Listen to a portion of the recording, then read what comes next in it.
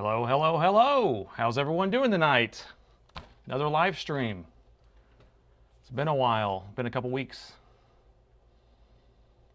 Hello from New Zealand in Arkansas. Dave from Pearland. How you doing?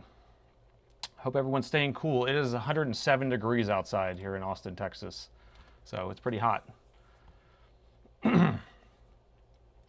Hello from England and Argentina and Oklahoma.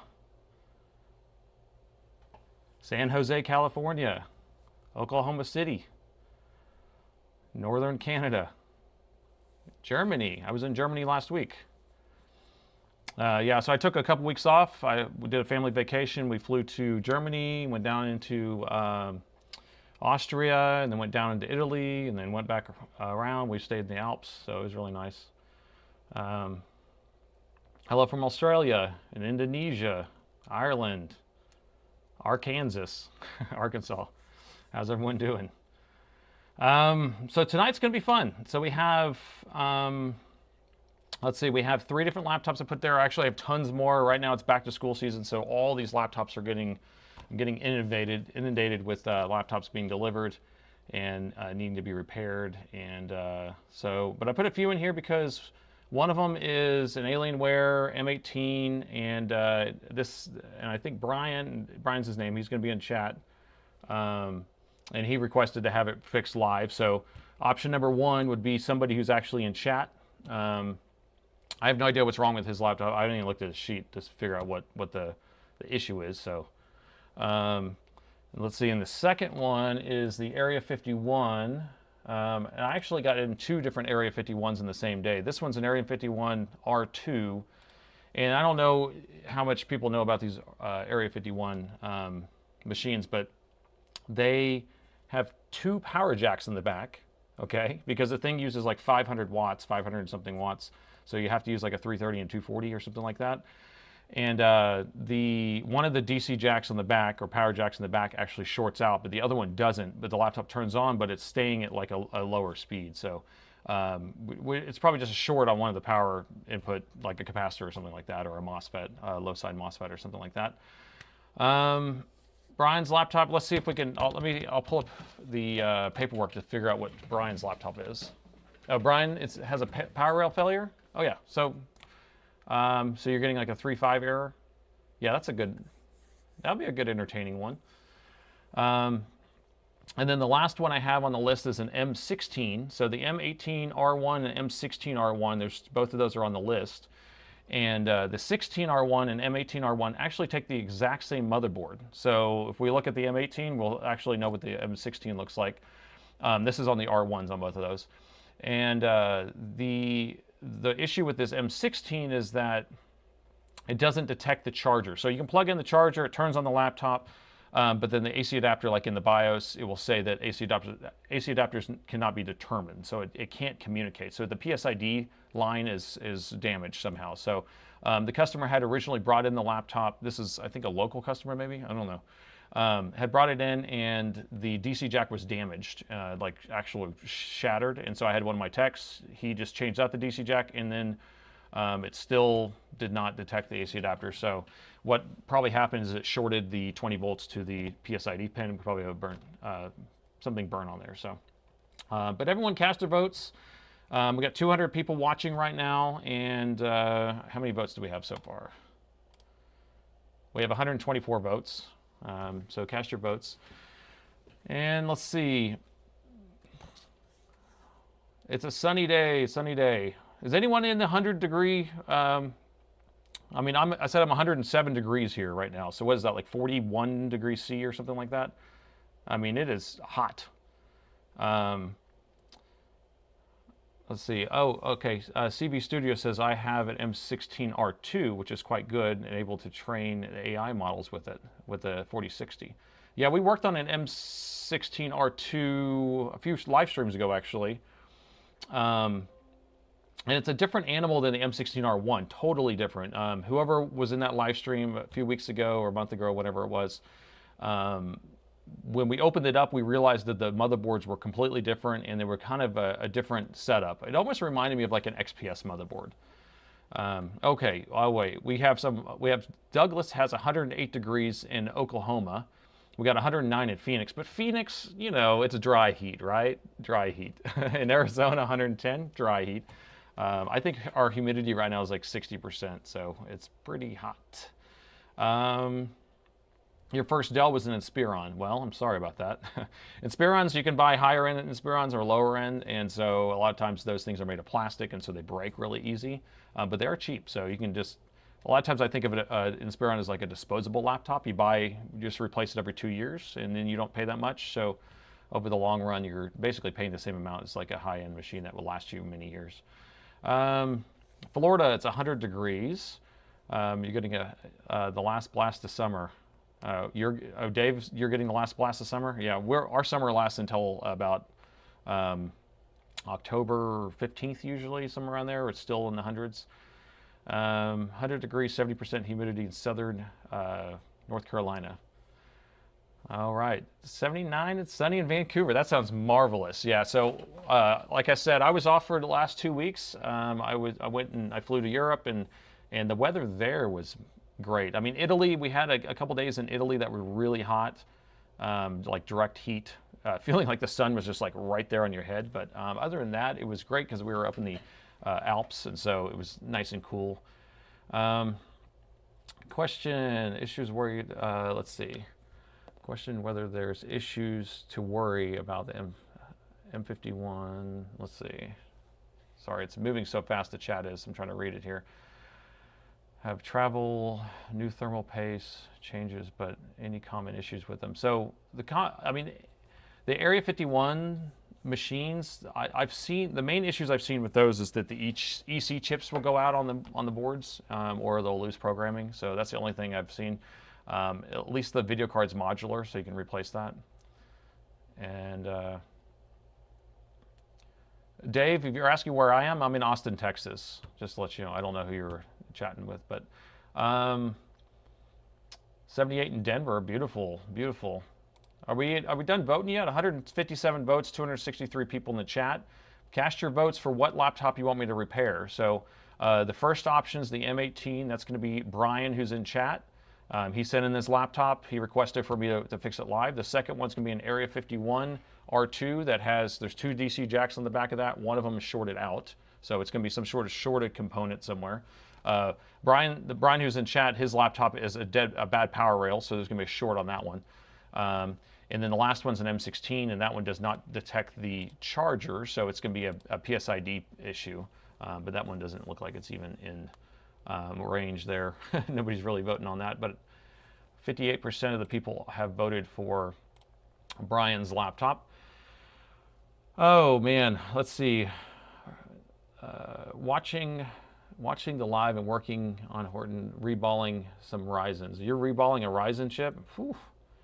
I'm not a fan. At some point I will reball a GPU or something, but no. 8-bit guy, I think he lives in Dallas, I'm pretty sure. So he's a little bit north of us. So, all right, what time is it? Okay, we got a couple more minutes, but it looks like Brian's laptop is winning. And I'm pretty sure, I see this, I've seen a lot of these M18 R1s and M16 R1s come in for a bad power rail, and I'm pretty sure I know which power rail is shorted, but we'll figure it out when we get there. It may be a quick one, and we might be able to jump over to the second place, which is the Area 51 after that. So we will see. All right, any other questions before we move on? Yeah, hey, I like that. Paul, let's see if we can hit 290,000 subscribers. Everyone hit that subscribe button. I do have a lot of people who don't subscribe, but they watch my content, which is, I'm fine. I'm not forcing you to do anything, but be kind of cool. Okay, 261 people watching right now. So let me grab Brian's laptop. We're going to say that Brian won. He won with 58%. And then it looks like the Area 51 got second place. So if we finish Brian's up pretty quick, then we'll move over to the Area 51. Does that sound like a deal? So let me grab his laptop real quick.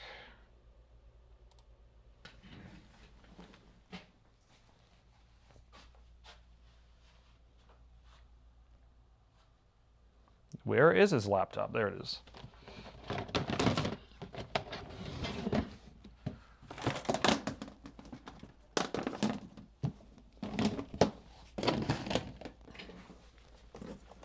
All right, so here is his big daddy. Hey, Mark, thanks for the donation. I appreciate that. Any donations that happen during this live stream will go to the people whose laptop I fixed during the live stream. So if Brian's laptop's the only laptop we work on, all the money will go to him. If we have multiples, then we'll split it. I'm not going to keep any of it, not a dime of it. So any money you put towards it is going to go straight to the customer laptop I'm working on. So I'm going to update the title here on the bottom that we're going to that we're working on. Which laptop we're working on? So Alienware M18 R1 with shorted power rail, or missing power rail, I guess would be the real thing.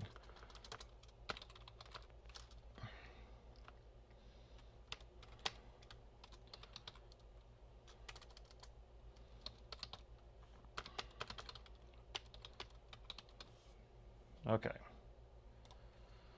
Good.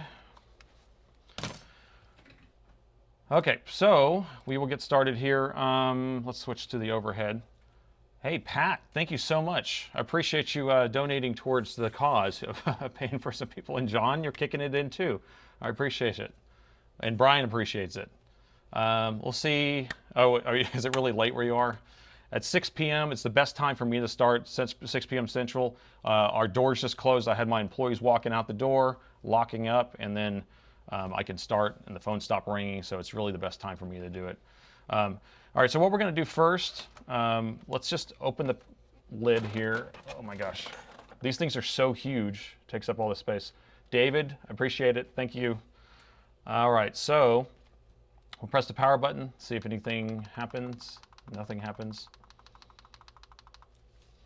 And let's plug in the power. Well, keep an eye on the power meter. So this is my power box for anybody who's new. So I built this little power box off to the side here. This is just a 3D printed case that has a volt and amp meter in it. You can plug a regular Dell charger into the back of it, so it will still pass through the PSID or the detection of the right type of charger it is. And then you plug it in, and then you are able to see the current going into the laptop. So we can actually see that we have 20 volts on the charger, and then we have 0.93 going into the laptop, which is good. And I'm just going to let it sit here for a second. We're just going to watch the amps go up and down while this laptop's turning on. Lee just donated another $10. Man, you guys are doing great. Brian appreciates any of this stuff. And if anybody else we work on, because this is all random. And again, I don't look at any of these laptops ahead of time. I like to go in cold. I don't want to know anything what's wrong with these things, because then we can kind of figure it out together. This is we're working together as a team to do this. It's 8 p.m. in Argentina. That's good. I know some of these people, like JFix, I think he's in the UK, and isn't that like midnight? I don't even know if JFix is here tonight. We got Misty, let's see. Okay, so I'm just watching this, we're waiting. Oh, we do have the error code. Okay, so look at the Alienware light. So let's count the error here. We got 1, 2, 3, 4, 5. That's 5 blue.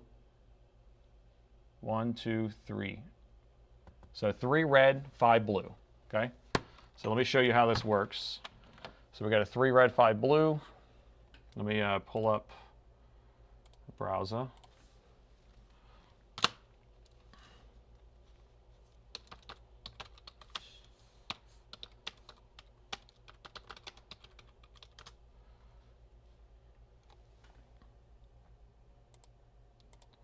All right, so I just searched for Alienware M18 R1 light codes, and then I'm going to come into this manual here.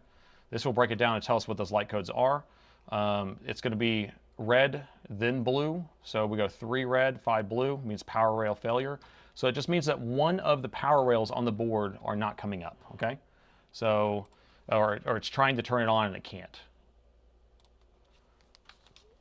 So we need to figure out which one it is. Canadian Game Exchanger, thank you so much for the donation. You love my content. I appreciate it. It is like a detective thing. I'm trying to find the clues and stuff like that. So, okay, so we have it where we have a 3.5 error. Means one of the power rails are missing. The machine's not actually powering on. We are getting a little bit of current pulling, but on this machine, you should, instead of getting like 0.93, we should get 3 or 4 amps. So we're gonna open up at the bottom. You guys get to watch me unscrew screws. So much fun. No easy pizza talk. Fortunately, I've worked on this machine a bunch, and they've pretty much all had the same issue. So I'm assuming that we have that issue, but I'm not going to say it out loud until we get there.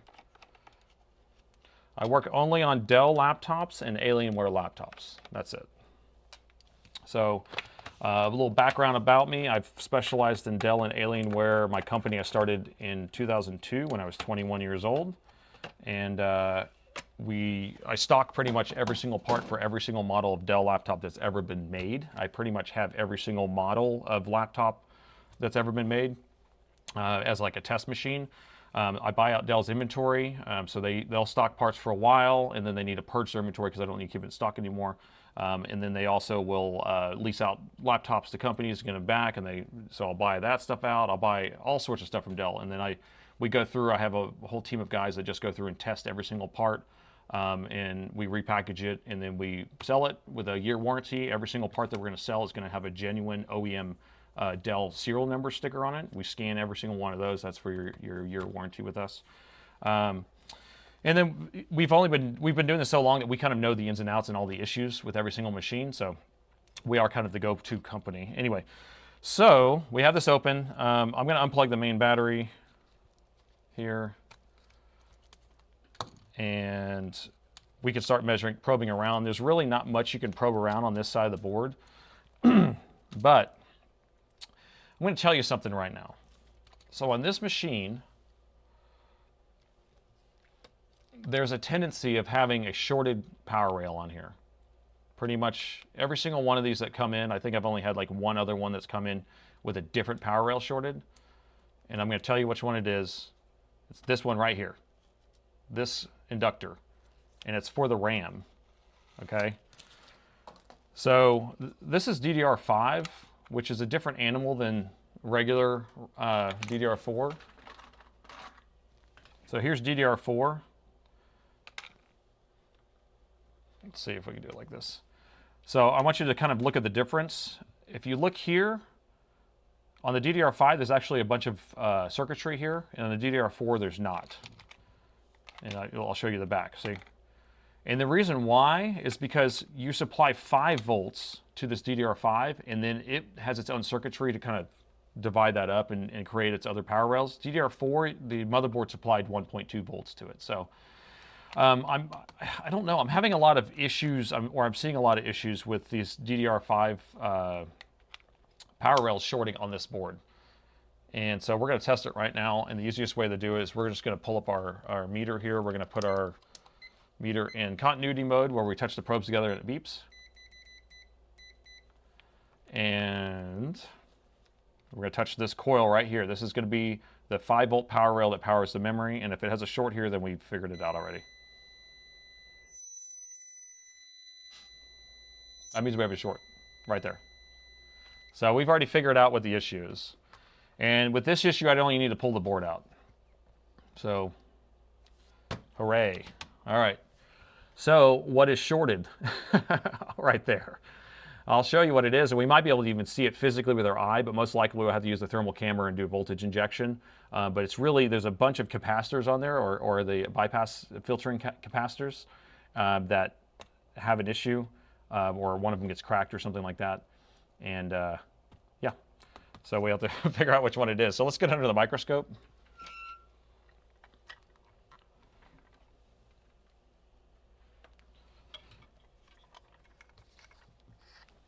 Okay, so we're under the microscope here, and this was that 5-volt power rail that we just measured. Let me find a ground for you. Okay, so this is the output coil. Okay, so and then this is the driver IC that produces that takes that 20 volts from the charger and then produces a 5-volt output.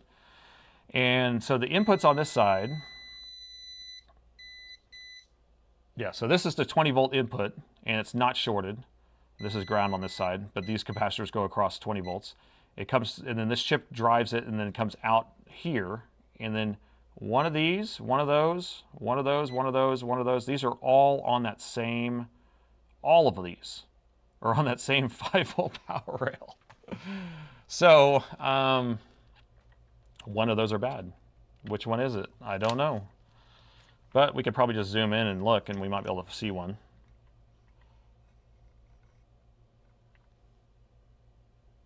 Okay. Does everyone see that good enough? Okay, so look for something that has a crack in it. There's a little dent in that one a little bit. This one has a little weird, nope, that was just something I wiped off. I don't see anything out of those.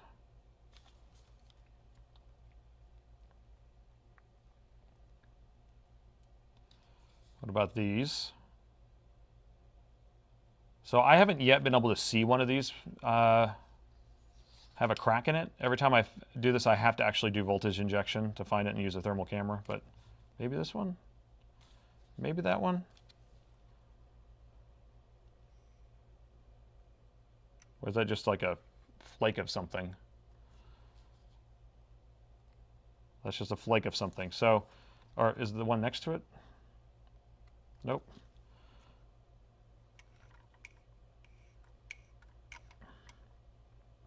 So let's do thermal camera. What do you think?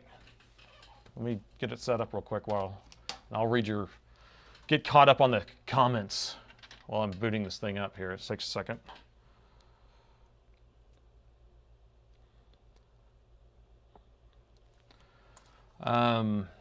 Let's see. I'm going to scroll back a little bit in these comments. Is there anyone?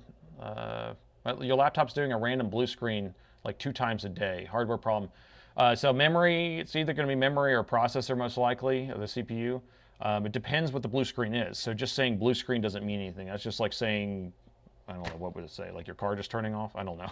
You need to get the error codes. Or like if you're, oh yeah, check engine light coming on. It's like your check engine light coming on, but that doesn't mean anything, right? It's not saying like your gas cap's, you know, not on or whatever. So get whatever the blue screen is. So if it's like a, you just write it down or take a picture of it right when it happens. That's usually what I do, and just look it up. There are common ones that happen for machines that have CPUs failing. There are also some for memory, and they kind of are similar on the types of symptoms. So this is, yeah, this might be classified as an easy pizza. Well, hopefully. Let's see what else we have here. Quick question. Why do you sometimes use terms power rail and inductor interchangeably? Well, I'm trying to make things like, or power coil, is that what you said? Power rail, you said, right? I mean, I'm trying to speak not above people's head in general, so I try to speak kind of in a more simpler terms, kind of the way Soren does it. I really like that. So power rail is, you know, it's basically just a power supply. If you think about your laptop, you have 20 volts coming in. It's broken down into a bunch of different power voltages, right? So power supplies. And then inductor and coil, they're basically the same thing. You know, it's just the packaging and stuff like that. So inductor and coil. Hopefully that clears that up. Dell's website has right to repair disassembly guides. Yes, they do. Yep, that's why Dell condones you taking apart their laptops. They have manuals on how to do it. So, sorry, I almost got this set up. I started getting distracted. All right, questions about my thermal camera setup. This is a FLIR 1 Pro. I just have it mounted to the bottom of my microscope. It actually is supposed to plug into your camera. I mean, plug into your phone. And then I just bolt it down here. I actually bought this. People, you guys, and I may pull this out in a second. I actually bought this. This is one of those P2 Pros. I bought it the other day, and I'm returning it because this thing is not, it sucks compared to my camera I have here, or this FLIR 1 Pro.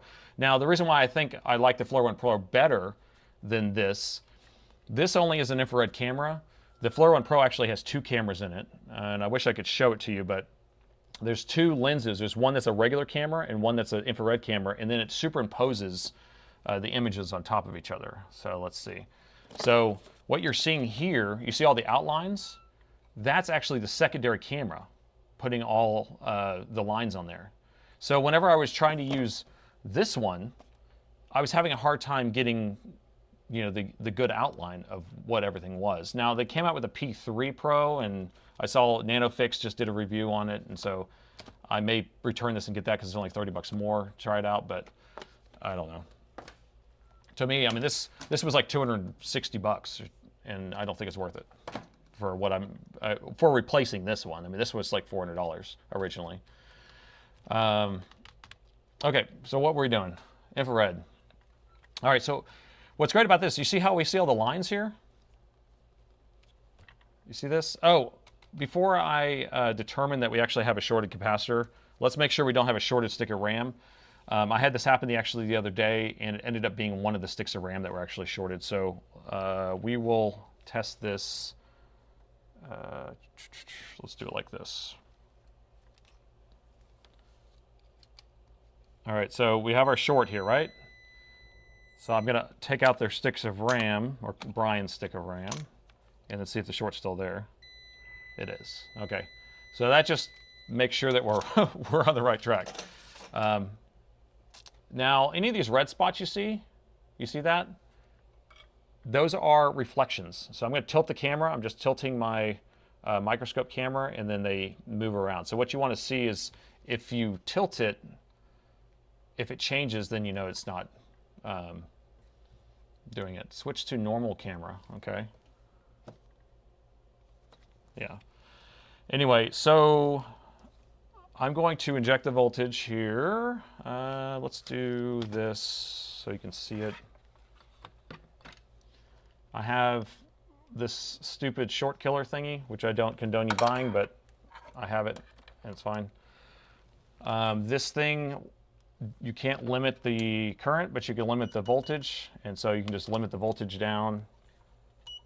And since we have a short of almost 0, you don't need much voltage at all to make it pull some current. So even like 0.6 or 0.7 will get hot enough. And I will just hook one side to ground, if I can find a ground. There we go. And so now I will just inject right on this coil. You guys can see the microscope in that view right down there. And we'll see where it gets hot. You see it? And like I'm going to go down even lower. We don't even need like 0.4. You see where it is? So we're going to zoom in on that. We switch the feeds. We'll go down closer. It's somewhere around here.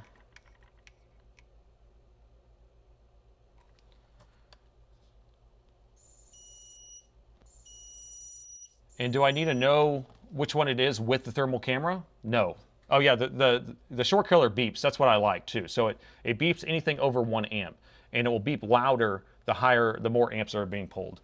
Anyway, so you don't need like a super precise thermal camera. You just need a thermal camera to kind of tell you where things are, and then you just take your alcohol. So now we know it's in this area somewhere, right?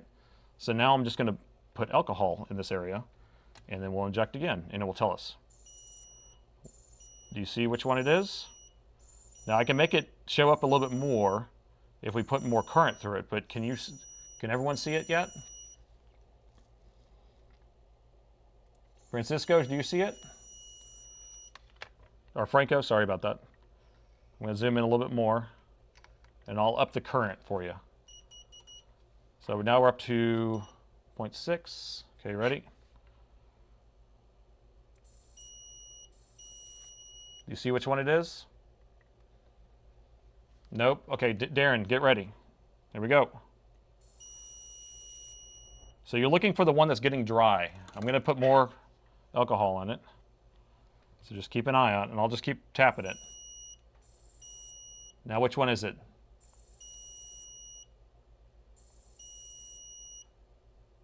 Yep, you got it? Yep. So it's this one right here. That's the one that's bad.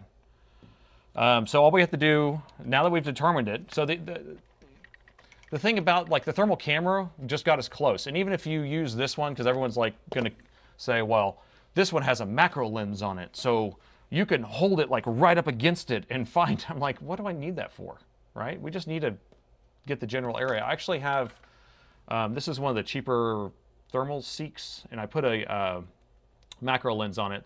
This one has really bad resolution, but it's just red blobs and green and whatever, and it just kind of lights up in an area and shows you stuff. That's all you need. You just need a general location, so you don't need anything super fancy. Okay, so the problem with this, it's really hard to get this off or get this out because it's so tiny. So here's my finger. See how tiny that is? And then it's right next to this, so we're gonna have to protect all that. I have some hot tweezers that I use to get these out usually.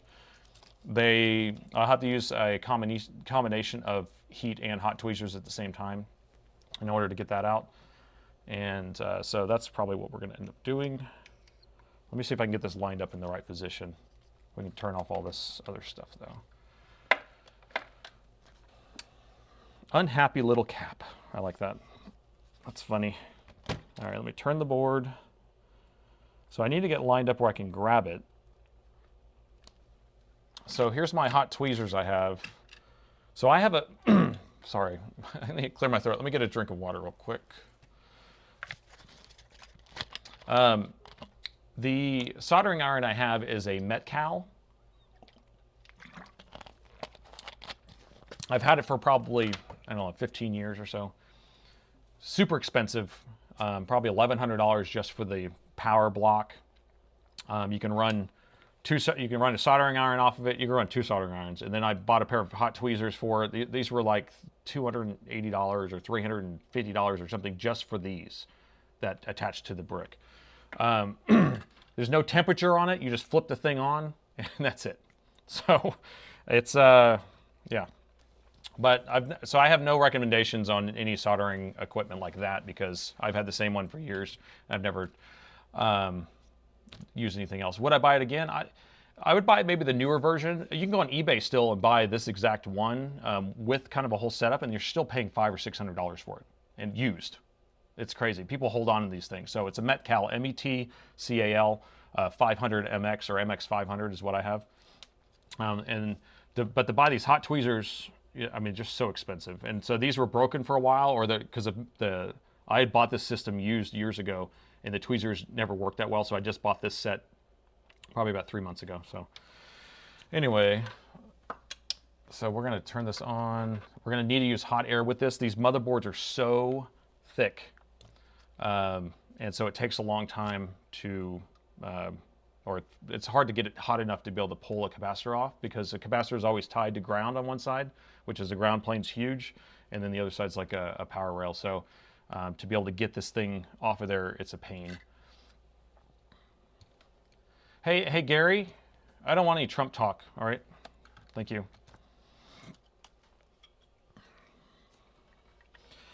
Okay, I'm just trying to get this in the right way I want to hold it. So that's how we can get in there. We still need to protect this. So I'm just going to use some Kapton tape and some metal tape. Where's my Kapton tape?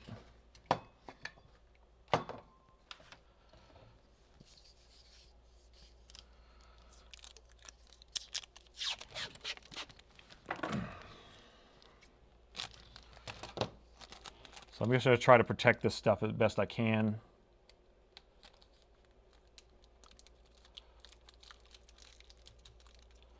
We'll unplug that connector.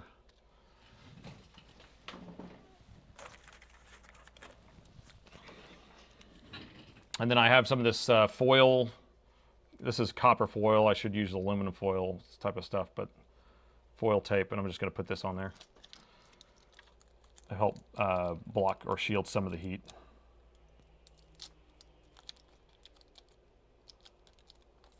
Okay.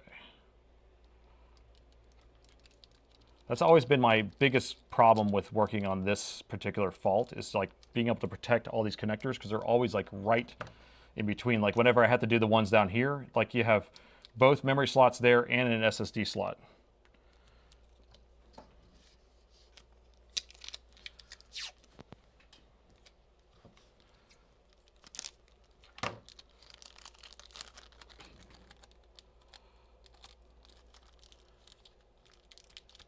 All right. Okay, just a happy little Kapton tape. I'll just put that piece there too. Okay, good enough. Good, good. All right, like I said, we're going to use a combination of heat and the hot tweezers. So I'm just going to put a little bit of flux on there. What flux does is it helps the solder flow. And so without it, it is very hard to do that. Sorry, you guys weren't even on the right view. Y'all need to yell out camera whenever I don't do that. Thank you. Sorry about that. I am very bad. I get distracted sometimes. And so, yeah. I will try to do my best since I'm juggling all the cameras myself. And that foil is starting to reflect back into the camera and making it dark. I'm trying to get the right angle so it's not too dark. There we go. How's that? We're good? Yeah, there you go. Camera. Yeah, yell camera. Lights, action, camera. All right. I'm still not in a good angle here to try to get in here. Okay, because I have to have my hot air, or I have to have my fume extractor right here too. Okay, so I'm just doing 300 degrees C. That's not going to hurt anything on my hot air, and then I'll use my hot tweezers at the same time, and we'll do a combination here.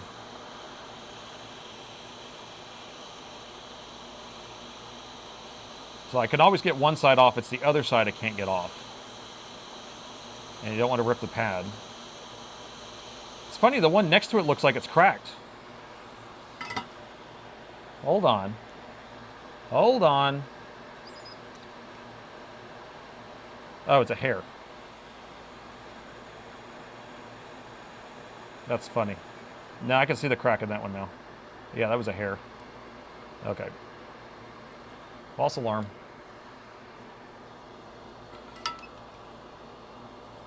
Game on. Okay, so this should fix this up. So this capacitor being shorted on, this is the 5-volt power rail that powers the RAM, the DDR5. And if we can get this off of here, it should actually resolve the issue. But you see how it's not hot enough still? I'm pinching it. I can get one side going. There it is. There you go.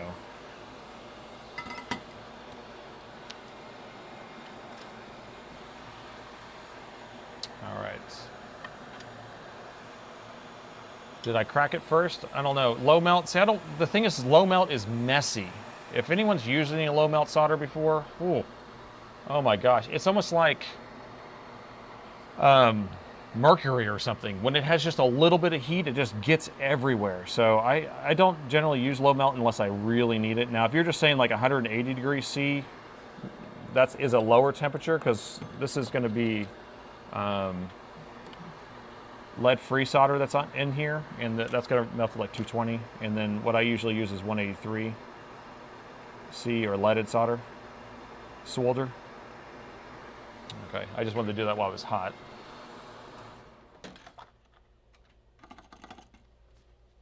So we got that off. The question is, will it work? All right, so here's a question for everybody. This is, here, I'm gonna put a poll up. I just wanna see how smart you guys are. I just wanna see how many people actually have watched plenty of these videos. Putting up a poll.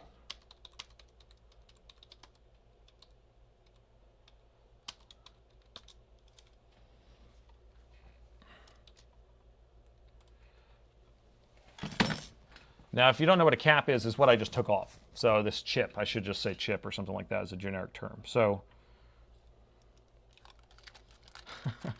we got some nose in there.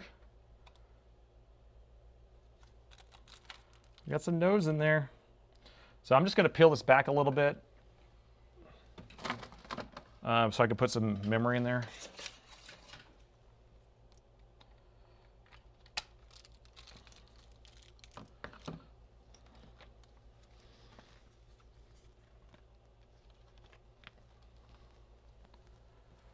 Has everyone voted? 131 votes. All right, most people are saying it will turn on.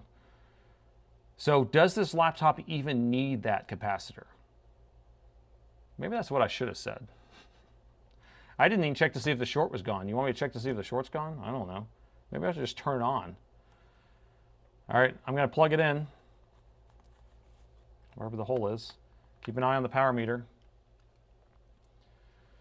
4.7, 1.73, 3.36. That's a lot more amps than we had before, right? We only went up to 0.9 before. And I haven't even opened the lid yet. I know that it's coming on because of the power meter. Power meter is telling me that it's coming on. So I'm going to open this up. And I'm just going to let it sit here. I have a backlight on the keyboard. I'm going to stop this poll. But so that 11% of the people said no, it won't turn on. So the answer is yes, it will turn on. It doesn't need it. It's not required. Okay. Remember when I pointed out, and I don't know if you just joined or whatever, but so this power rail has capacitors lining all the way around that whole thing. And they're all just, they're acted as like a filter, more or less, right? So they're like bypass for the high frequencies and stuff like that. So they are not required for it to work. It just makes it a little bit better. More is better. So we're going to let it go through the CMOS reset process. This machine takes about 3 or 4 minutes to actually boot up for the first time after it's been sitting around. So let's just let it sit here for a second and we'll chat a little bit more. More caps equals more chances of failure. Yeah. I don't know what it is about this design on this particular version, but there's one of the, I don't know if it's just a batch of caps or something, but it's always the same size cap, and it's not in the same area. It's just on the same power rail because there's tons of them on there. So, hello, welcome. Total laptop failure. So it still hasn't turned on yet, but we're looking at how many amps we got pulling. Look at that, 5 amps. This laptop's coming on. 7 amps. Did you see it went to 7.5 amps? And we got an Alienware screen. Boom. So look at that. So we fixed this laptop. And we can boot into diagnostics and prove that. So I have it running diagnostics right now. And Brian, I'm happy to say that your laptop is safe and sound. And we do have donations to go towards this repair. So you were partially taken care of at least. And I saved it on a laptop. Does everyone watch my videos? I do that thing at the end. All right, so battery not installed. I forgot to plug in the battery. Let me plug in the battery real quick.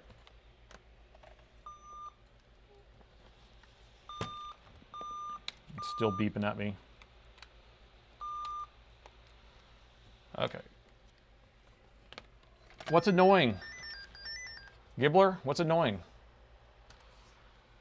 Have I saved another laptop?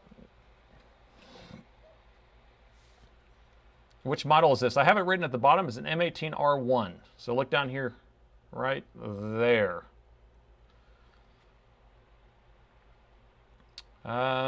This is about a $3,000 laptop. I don't know what specs you have in this one, Brian, but this was about $3,000 at least. Less e-waste. Yes, I saved another laptop for sure.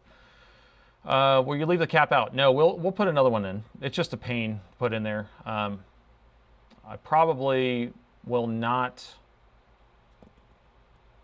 I'll put it in later because this. I mean, we could do it right now unless y'all want to watch me do that. It's just we can move on to the next laptop. What do y'all think about that? You got the 4080. That's a good choice because this did come with the 4090 option, and I've seen a lot of issues with those 4090s. So I think it's better to have the 4080. Do you run it overclocked? So the RAM, because that's why I was thinking is that people overclocking the RAM. This is only 2400 though, right? Not 2400, 4800. Yes, this is just regular. This isn't even overclocked memory. So I had a theory for a little while that the memory, people were just overclocking their memory, and then I started seeing other ones. So I was blaming it on the rip-jaw memory for a while, and then I started seeing other ones. So I actually have a video I put up. I probably should take it down because I was blaming rip-jaw for this issue. Next, please. Oh, I'll put up a poll here. Let's see. Poll. This is a democracy.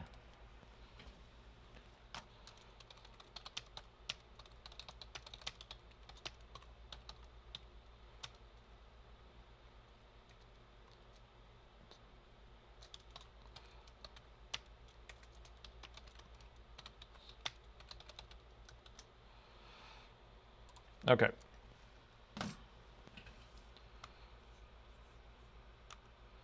So everything passed test on here. Let's see what your temperatures look like.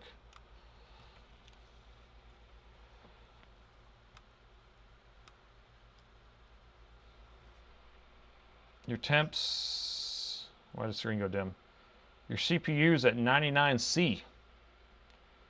Brian. I don't know if that, why it would be at 99. Oh, maybe it's because I don't have the bottom on. Whenever you don't have the bottom on, it's just kind of like sitting. Yeah, it runs hot. I may end up repasting it, or at least cleaning out the fans, because it does look kind of dirty in there. So I'll take care of that tomorrow.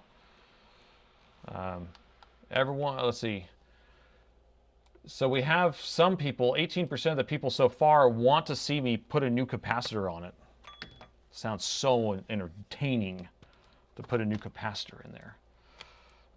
You want to see repasting this? That's actually something we could do if y'all want to see that. I could put that as an option. I can change the pole. This thing has liquid metal on it, so we get to remove. We get to de-liquid metal it and then put PTM 7950 on it. Right here, I got a big old sheet of it. Look at that stuff. Big old sheet. Okay, I'm switching the poll. Sorry for the people who already voted. We're going to switch the poll to, let's do,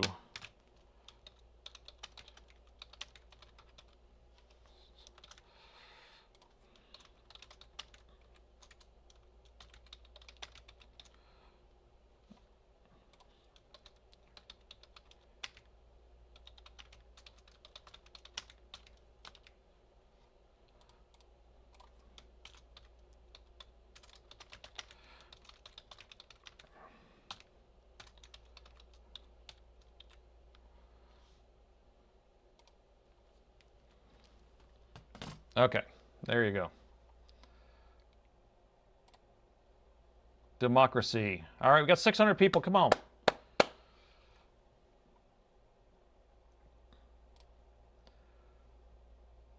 PTM 7950 is outdated? Champapon? Yeah, that stuff is fantastic.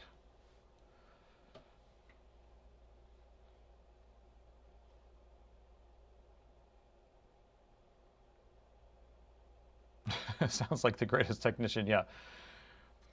The greatest technician that's ever lived. Oh, man, what happened to democracy? Yeah, well, we always have democracy here. So, move to the next laptop is 50% so far. So that's looking good. You've learned a lot by watching my videos. I appreciate it. I'm trying to spread what I know.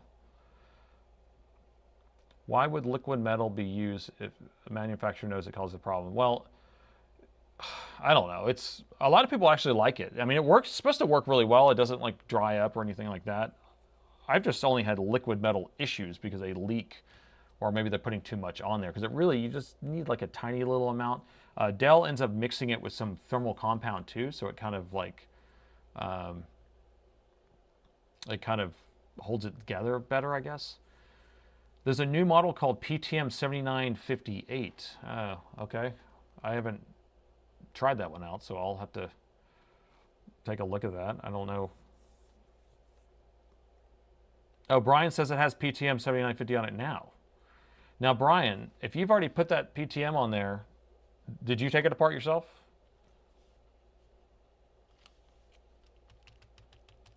Because did you change the thermal pads too? Because I keep seeing people changing the thermal pads and then it like lifts the thing up too high because you put too thick of ones on there and it's has issues. So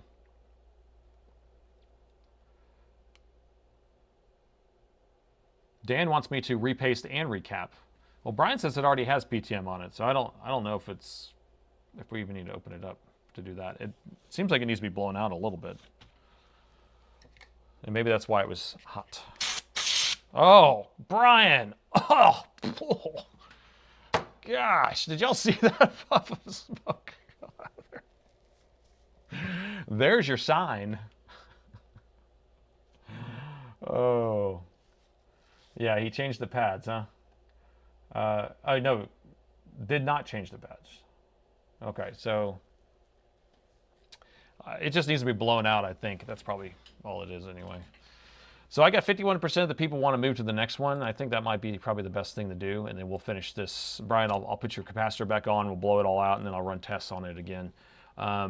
If it's running hot in Windows, a lot of times we can update the chipset drivers and stuff like that, power management drivers, and that fixes that issue up. And then I'll take a look at anything else. So, okay, we're moving on. Moving on to the next one. People are leaving. People need to stay. It was too easy. Let me grab this Area 51. I actually have two Area 51s here right now.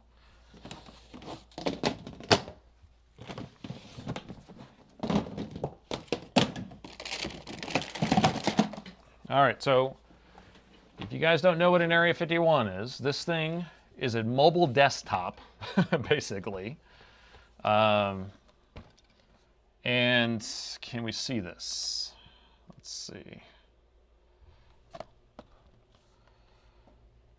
Right there, 2 DC jacks, 2 chargers. It takes 2 chargers.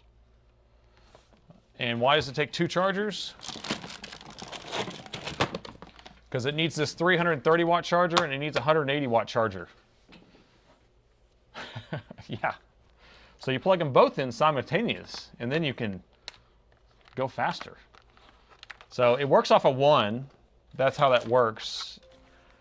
But here's another thing that's cool about it. He actually supplied his old board because he had replaced the motherboard on it. It's modular too, which is super cool. So it has a CPU slot, but this one's all messed up. It's all bent pins and stuff. And then it also has a modular GPU that goes right here. So the motherboards are actually fairly cheap because they don't have a GPU and CPU built on it. So, but this is his old board for parts that he sent in. So we will see. It is a monster. So he said one of them shorts the adapter and the other one works fine. So I'm going to plug it into one of the holes here. Oh, I need to update my note real quick of what we're working on.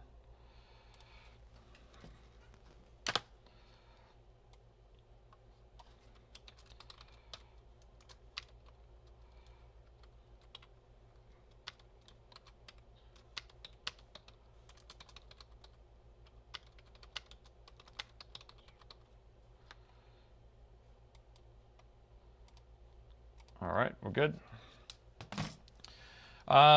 It doesn't take desktop CPUs. It's still taking some sort of mobile CPU, I think. Actually, I have no idea. Someone can look that up for me. I actually don't know. But it does look like a desktop CPU because it has the same. I don't know what socket it is actually.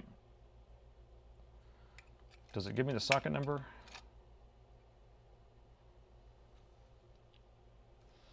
Here, let me put this here. We can look at it closely under the microscope.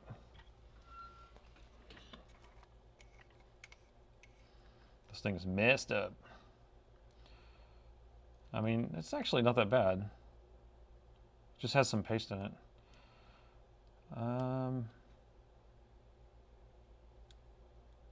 Yeah, I don't know. Is it? I'm not saying. Is that what it is? A 115 XLM? Would that be the socket type? I'm not sure. I don't know. I don't work on desktop, so I have no idea. And then I don't work on these very often either, so The cover said? Oh yeah, LGA 115X. So that's the socket type. There you go. So I think that's mobile, right? All right, so we're working on this Area 51. Oh, sorry. 2 DC jacks on the back. We're going to plug it into one. Pay attention to the power meter. I'm just going to guess randomly. We'll start with this one. And I chose the one that shorts it out. Boom. Shorts out the charger. Misty, I'm going to pin your comment since it looks like something to pin. And that way we have it up there at the top. So that shorted out the charger. I have to reset my charger real quick.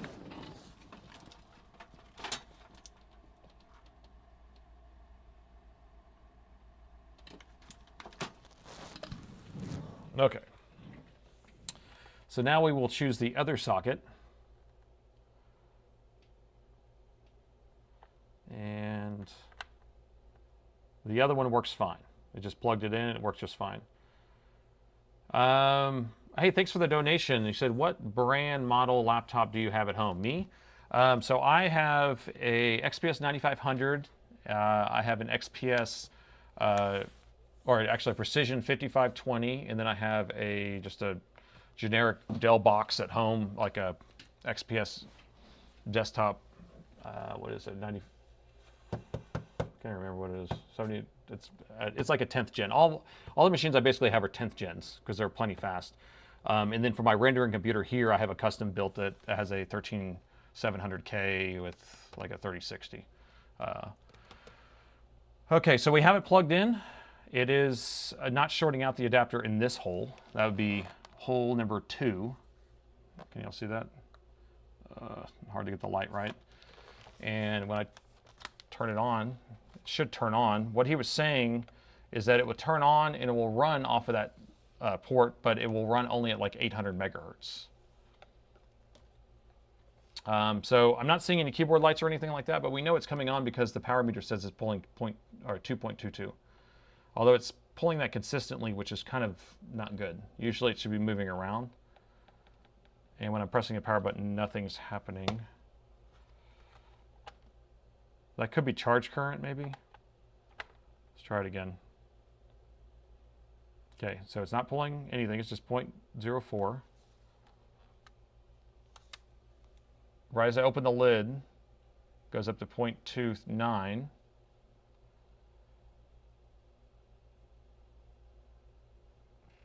Brian, Brian, you donated to yourself. You don't need the donations? Okay, I'll give it to this repair. All right, thank you, Brian. Brian is so generous, and everybody out there is so generous. Okay, so right as I hit the power button, it's drawing 2.22. And just sitting there flat doing that. That does not look like it's working to me.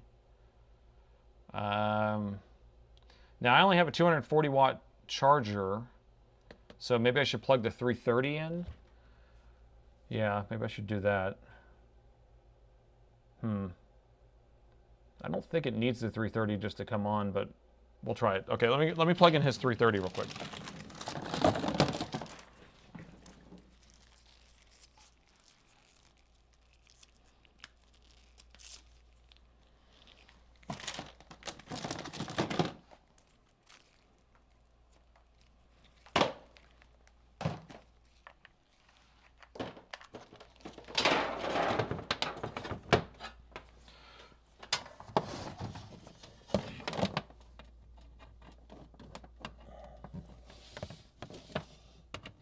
I'll have to find an open outlet.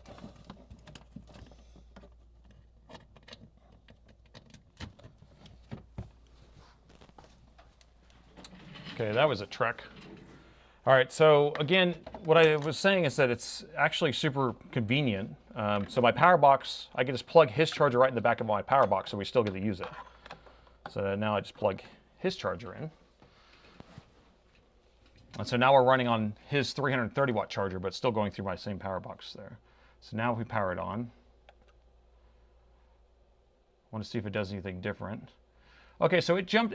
So I think it's just doing charge current, actually. If you guys are noticing this, It's starting at 0.2 or 0.24, which is 240 milliamps, and then it jumps up to the 2 amps. So that's charge currents. Not, and so this power button, it seems to me like it's not even responding. So we're going to have to open it up. It is charging the battery, though. Let me see what his note says, actually, if you guys want to read his note.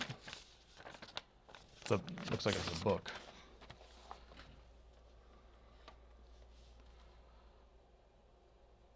You believe there's a short in the main power rail. It says it because when I plug in the charger, it shuts off. The issue only occurs in one of the ports. I showed the laptop to a local repair shop. They were unable to locate the short. I replaced the DC jack and the other set of OEM jacks since the laptop had 2 jacks. So the CPU clock drops down to 0.8, and I also bought a used motherboard to check whether the CPU or GPU were damaged, but it returned it because the RAM slots were faulty. I was able to confirm that the CPU and GPU were working properly. I'll be sending the original board that came with it that has a bad socket. Feel free to do with it whatever you want. So to me, it sounds like it should be coming on, and I'm not seeing it come on. Let's pull the bottom off real quick.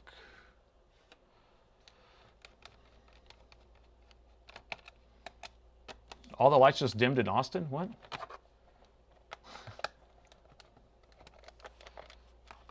Everything looks fine here. Watch my main breakers. Hello from France, 2 a.m. What are you doing awake? Bonjour, bonjour. Comment allez-vous?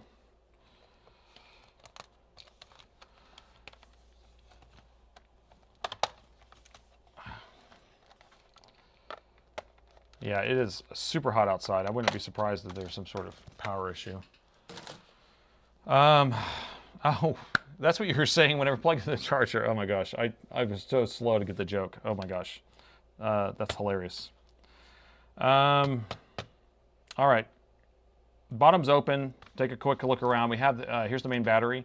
Look at this puny little tiny guy. It's so cute. I mean, it's a 90 watt hour, but it's a tiny little battery. I guess it's kind of thick, but in perspective of the whole machine, it looks pretty tiny. I can't remember, this is the R2. The R1 actually had 4 memory slots in it, which was kind of cool. Let me get this back cover off. 2 a.m. in Amsterdam.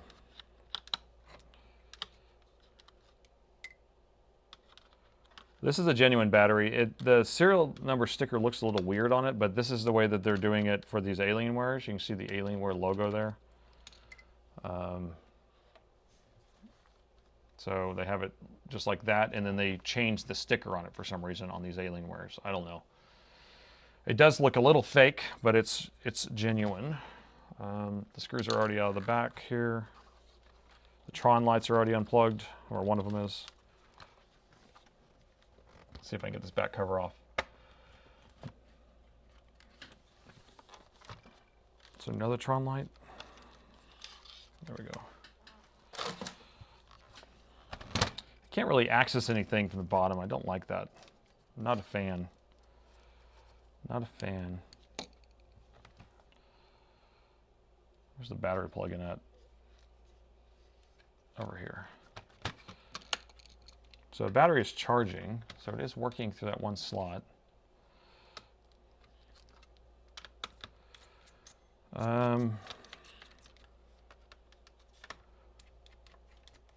Good morning in Thailand.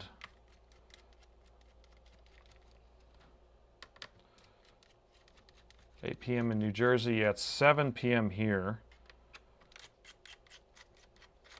I tried to get to work a little bit late today because I knew I was going to be doing this late, and so I've been here for 11 hours now. What is this screw? Where did this screw come from? So I'm going to try to pull this little center cover off. This has like kind of a middle frame, so we need to get this middle frame off so we can access the motherboard. So I'm just kind of slowly getting this taken apart here.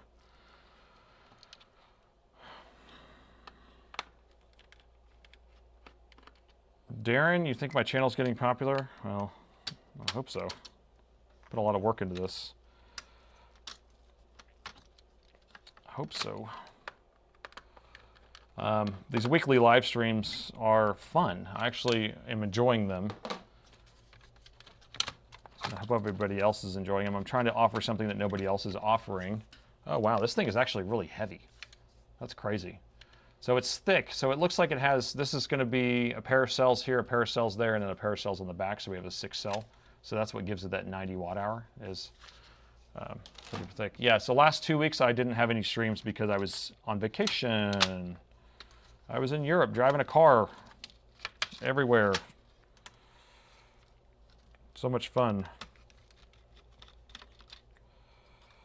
But I'm back on schedule.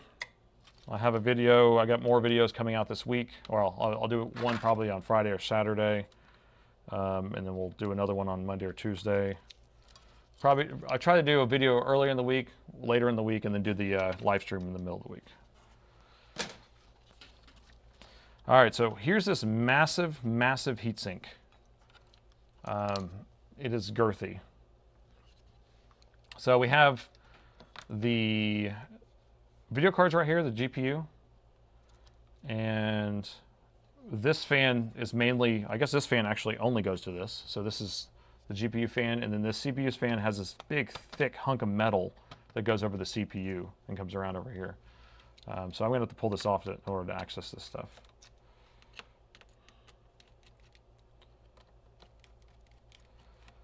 Yes, I drove on the Autobahn. I sure did. It's funny because I don't really know how the signs work, and so they speed limit signs kept, going away, and then eventually they would turn into these circles with like lines through them, and then that meant go as fast as you want. But it took me a while to figure that out.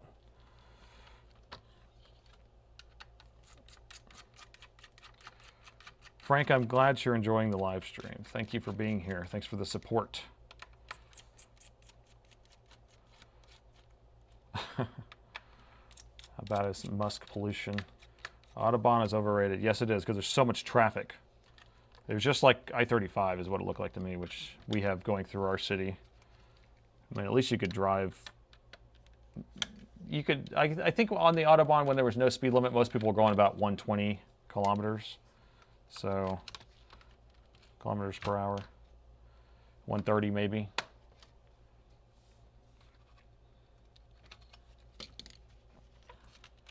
Okay, and the heatsink is off. Woo! Thing is fugly.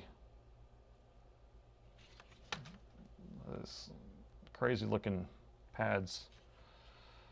Yeah, you can tell this has been apart a lot.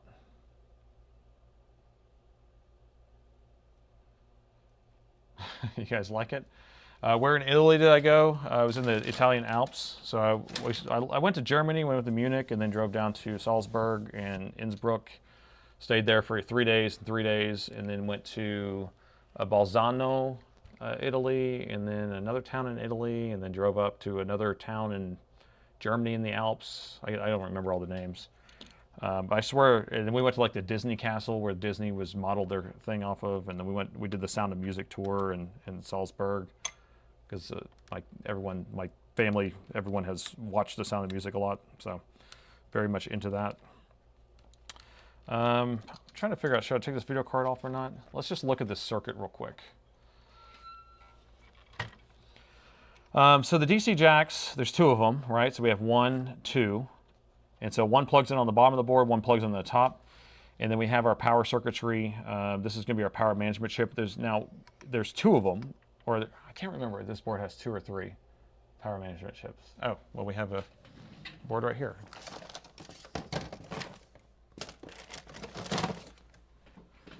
Most of these machines, or most laptops will only have 1 power management chip, but this one I believe has multiple because it has to have 2 different ways of charging and stuff like that. So this is that board that he sent in as a donor board. So here's one DC in, and if I'm going to flip the board over, and there's the DC in on the other side, and there's I want to get it in focus. So an ISL, this is a 95338H and then this is another 95338H, so 2 power management chips. And then 2 coils, these are the outputs, and then this would be probably the pair of MOSFETs going in, pair here, there's a third one here that might, so there's probably more on the other side. Let me flip it over. There's a current sensor resistor, And again, this is the board that has the bad CPU slot or whatever. I'm just doing this to show you guys. So current sensor resistor for one of the plugs, current sensor resistor for the other. Maybe these are the output coils. Here's another current sensor resistor probably after it gets bound to the main power rail, or maybe this goes to the CPU or GPU. And then you're going to have these MOSFETs probably pairing up with another MOSFET on the other side of the board. So the power rails usually have pairs of MOSFETs, especially when you're using this much power. You're going to have probably 4 on each power rail, I would think. 2 and 2.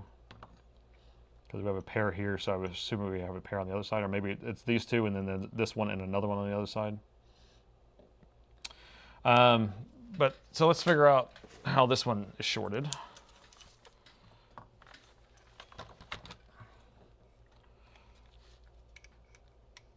And so there's the other power management chip right there. This one and this one. Now I don't know which one goes to what and which one's shorted. Now whenever you're measuring a DC jack, whenever you plug in the charger and it shorts out the charger, it usually doesn't mean the charger is, the jack is shorted. So like if I measure right here, it shouldn't be shorted. Hey, it's shorted. What the what? I lied. I've never seen that before. That doesn't make sense. No, because this is, which one is this? Which jack is this? Okay, so this is the one this is the jack that works, by the way. Where'd that screw come from? This is the jack that works, is right here. And this is the jack that doesn't work. And it's literally shorted straight to the jack, which I've maybe seen one time ever. So that's why I was saying, oh, it's normally never shorted right there. So normally what ends up happening is that the short will be after the MOSFET. So that means that all these MOSFETs are shorted on right now. Let's also check. We're going to have to pull this board out. Has this been changed out? That looks like it's new flux and stuff. Does that look like it's been changed, guys?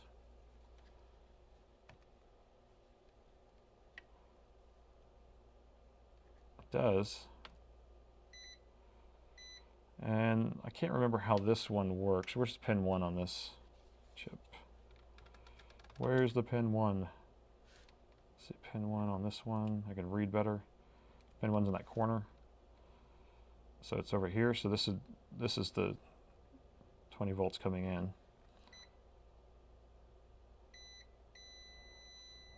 So we have a 15 ohm short there. This is on the 20 volts coming into the power management chip.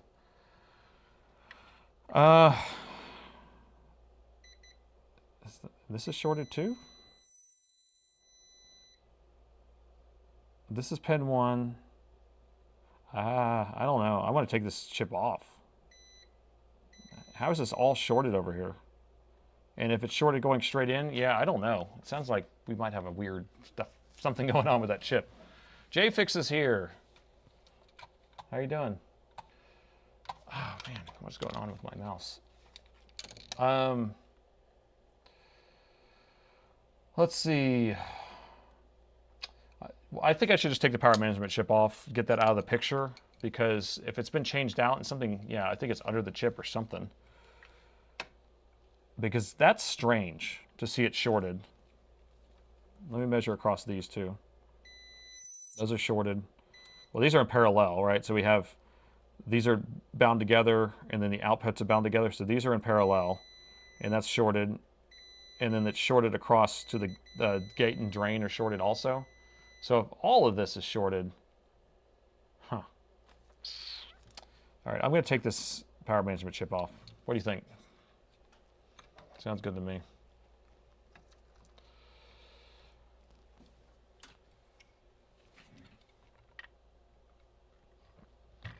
See if I can get this lined up better.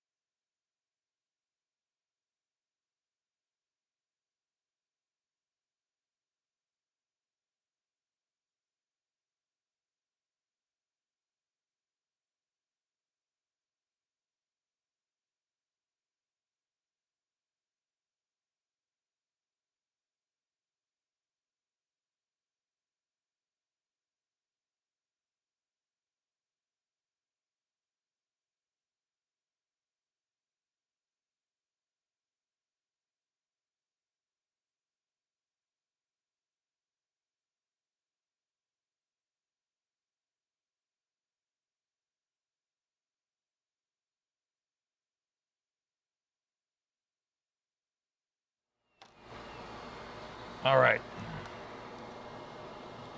We good? My mic died, and I just had to plug it in, so now it's not wireless. It's just kind of plugged in on my desk, but can you all hear me? We're good? And we're back. Okay. I do have a backup microphone on my desk here that I don't have piped to the stream, so I could always hook that up, but it's a kind of a room mic, so.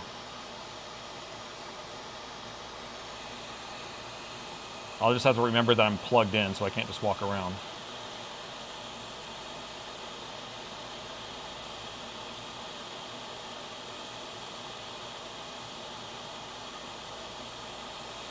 All right. Does the audio actually sound better now? I wonder if it was just getting low on batteries. And it probably started like backing off a little bit.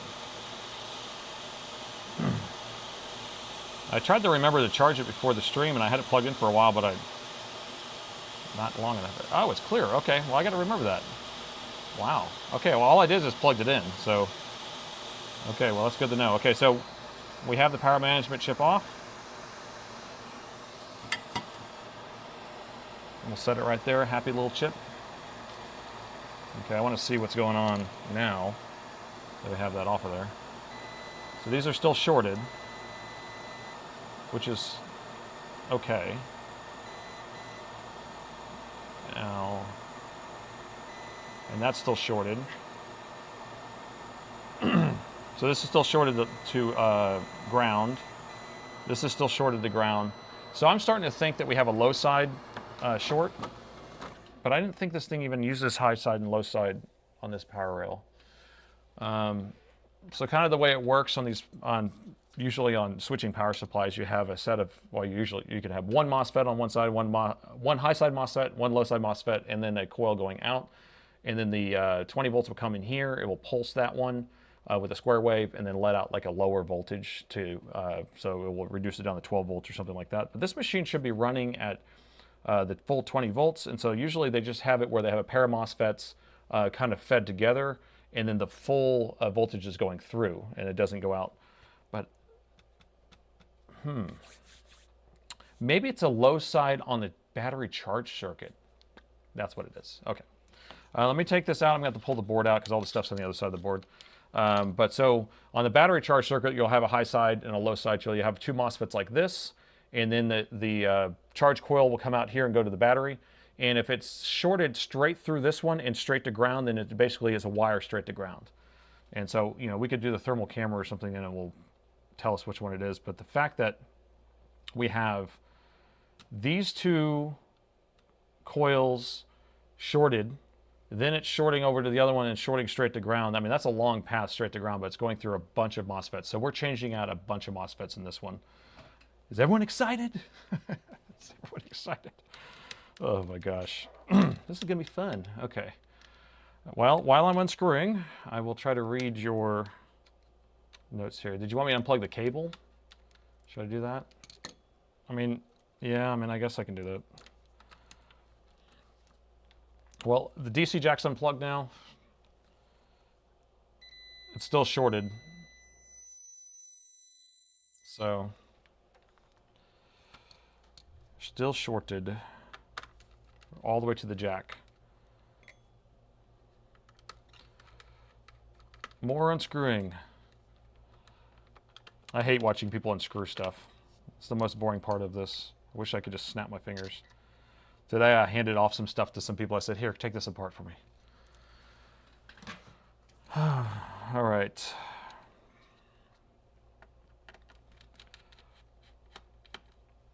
Here, you want an electric screwdriver? I got one right here. This is so much fun.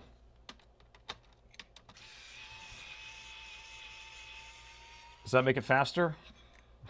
No, it's not faster. It's the same. It's like, I don't know. To me, I might as well just spin the thing. I can spin it faster than that screwdriver spins. Where's the secret screw? There it is. Okay, the other DC jack. I'm going to take the DC jacks out with it. higher torque. I mean, this one has okay torque. This one's probably a crappy one. I don't know. I probably paid like 60 bucks for it, which seems expensive for a screwdriver I never use. Okay, what am I missing? This connector.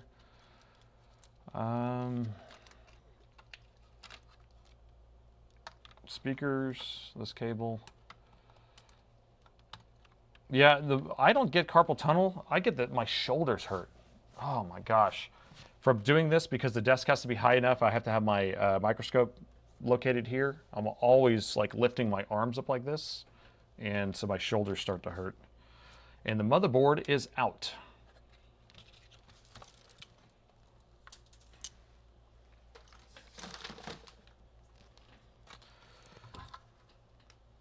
Okay, so let's take a look on the other side. And so we're going to use the evidence of this plastic to figure out what's been getting hot, for one thing.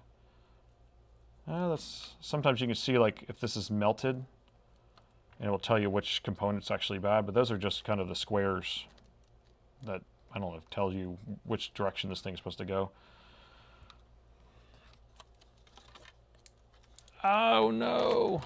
Look what I did. I got thermal paste all over my desk. Let me clean this off.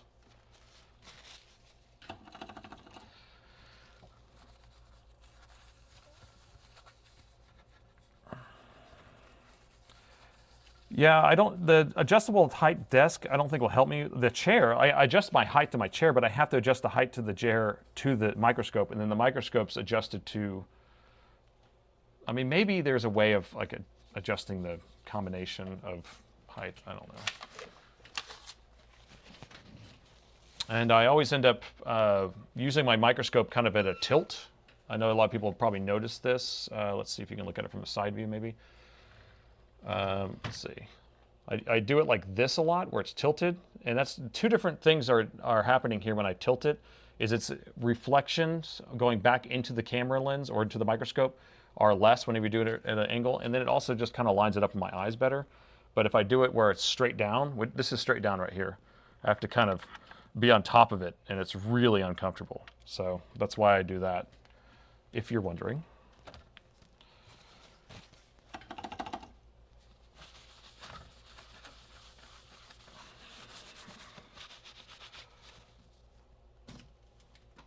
Did you figure out if it's a desktop CPU or not? Wing?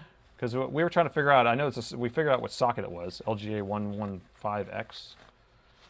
Standing desk, that might be good. I mean, sometimes I'm sitting here for 8 hours straight, so. This one, remember that we talked about interposers, or they call them board-to-board connectors also. This video card has those also, and I'm going to take those off so they don't get damaged. And we're going to be very careful with them. There we go. Put them in that corner. Okay. So now we're ready. Let me flip it back over.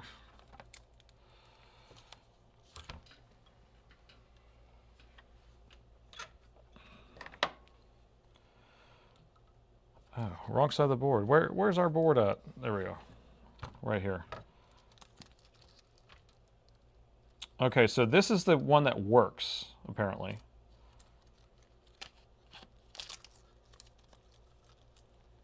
Let me measure that.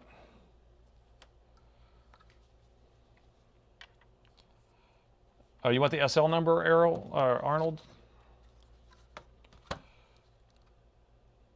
This is a 10700K, baby. Yeah, so it's an SRH72. SRH72. 10700K. I thought these things were only 9th gen laptops. Oh, I guess the R2 is maybe a 10th gen. Okay. So this is the DC jack that works. No short there, and this one has a short. So this current sense resistor is fine going into this one, and this one's shorted. And then we're probably shorted across here. Yep, because the only way that we could have voltage coming from the DC jack all the way through back to ground would be that every MOSFET in its path is shorted. So that one's shorted. This current sense resistor would be shorted. I mean, well, it is a resistor, so. And then this is probably shorted, yep. And then these probably go to the battery charge circuit. Are these shorted too? These have separate pads. I'm assuming this is shorted. Yep. And this one's not shorted. Correct, because this is the one that works. And is this one shorted? This one's saying it's shorted too. But this one's going, wait a minute. Huh. I don't know. So where's the other one of these? Because I don't know where's the ground plane on this. Because the high side and low side, but if it's coming through here,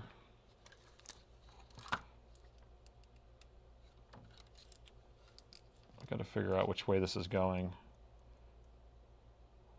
Where's the battery plug in? The battery plugs in way over here.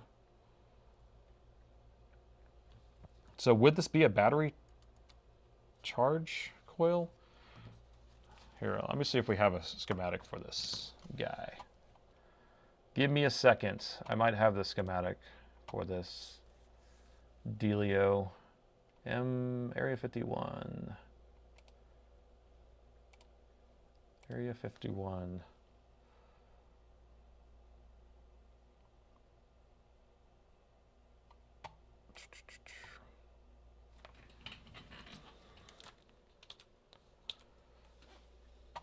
And I have the Area 50, just the first version.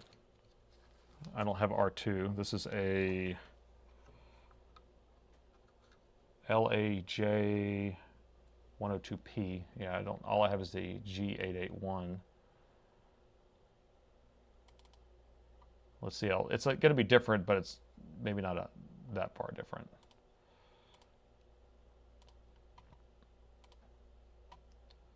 And then we will try to get a schematic for it up on the screen for you guys.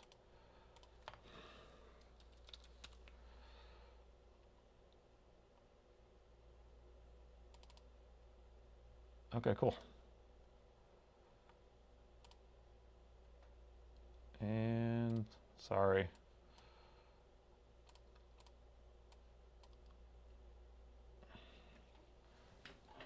Okay, can you all see that? So here's our board. And input. Where's the input at?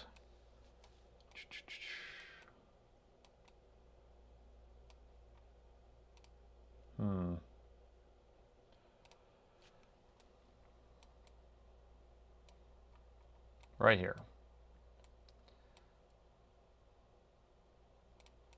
So these come through, so this is the DC jack that's working on the board. Comes through here, goes through these inductors, then goes into this first MOSFET, comes out of that MOSFET, goes into this current sense resistor. So it only goes through one MOSFET to start out. That's interesting. Right? It's only one?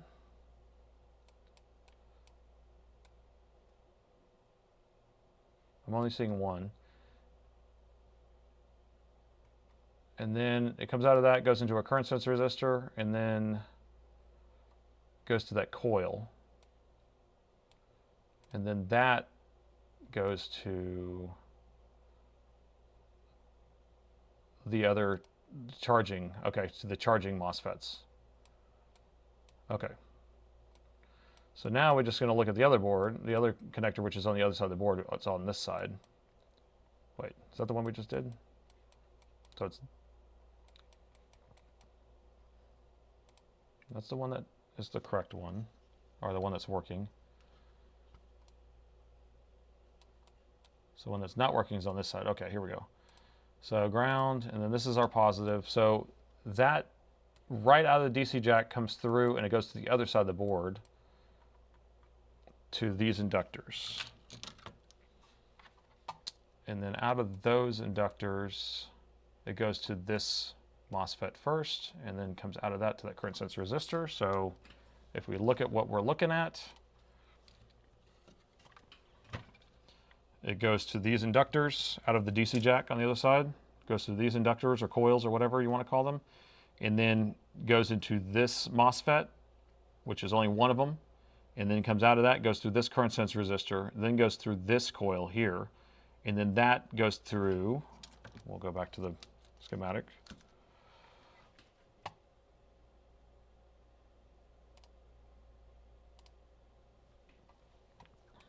Goes through that coil, and then goes to back to the other side of the board. To these two guys.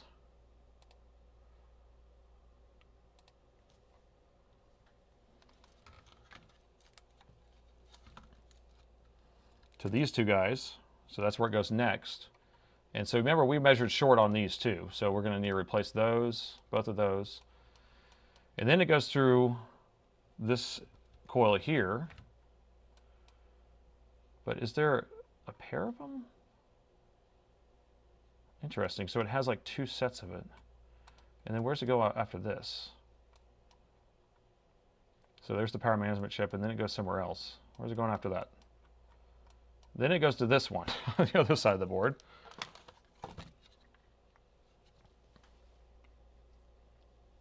If you can't see, it goes to the other side of the board over here, and it's going to go to this little guy and this one.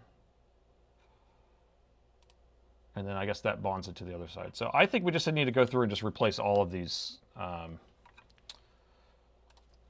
different MOSFETs. Let me see if I can catch up with chat, because I don't see chat on the other screen where I was, so I'm going to try to see if I can read some chat for you guys. Sorry.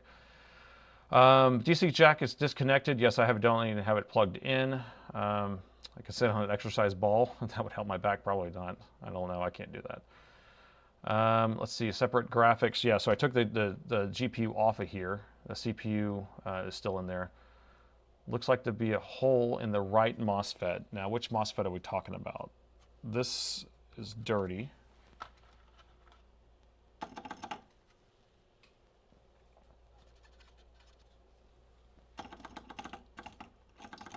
See if I can clean that off for you.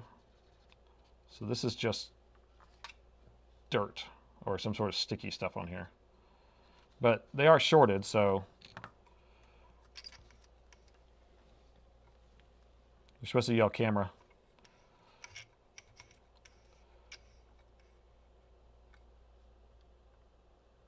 But we're going to replace all these anyway. That's what we're going to have to do. Voltage injection. You want to do voltage injection? Sure, let's do it. It's going to go somewhere. We don't know where it's going to go. It's going somewhere. So we'll just kind of work our way backwards. Sounds good?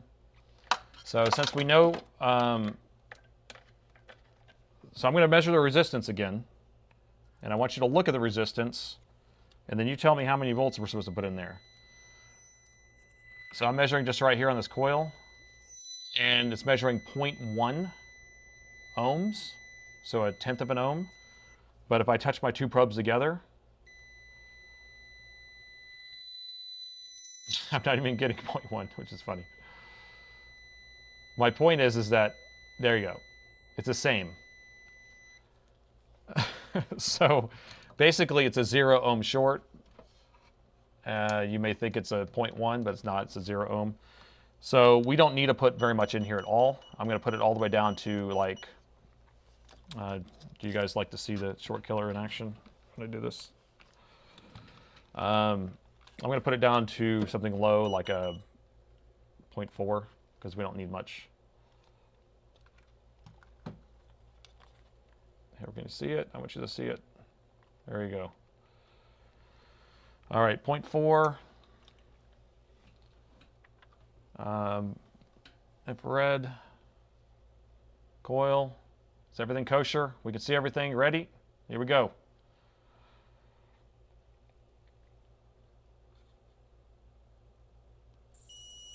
Pulled 6 amps at 4.4. 6 amps. It's crazy. I don't want a milliohm meter. Let's see. Here we go. There we go. So I can't see what's getting hot because my hand's in the way.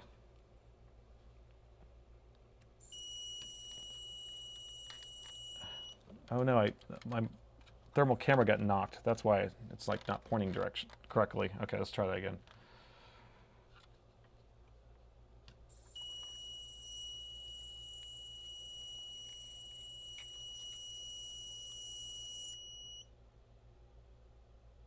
All right, you can see it.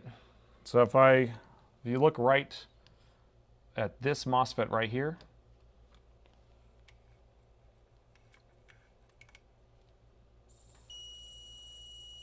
it gets warm. Now, the thing is shorted, right? The MOSFET's shorted, but it's shorted more like a wire. It's not shorted to ground. It's making a path to ground at some point, but the thing itself is not shorted.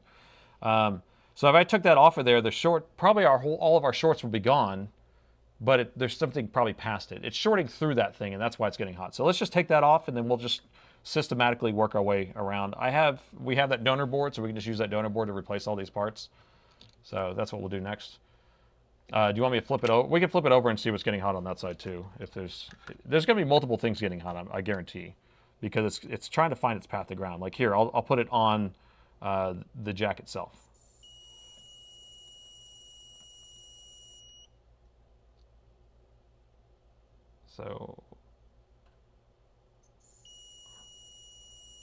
So do you see that? So these two are getting hot because the current is going through those two, then to the next thing, then to the next thing. So each thing is acting like a wire. It's getting hot. So we can't. There's no way to really determine where the short is until we, start replacing. All these are ruined anyway, these MOSFETs. So let me just take these off, or this one off at least. We'll start with this one. We'll have to replace that one too because we know that one's shorted. Again, it's not shorted to ground, it's just shorted on. So it's just an on-off switch, right? If you put a voltage onto the gate, it turns it on.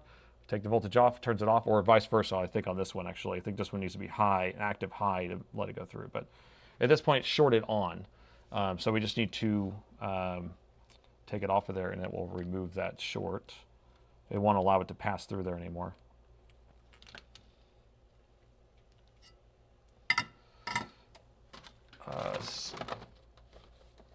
So put the probe, inject on the other side of the MOSFET.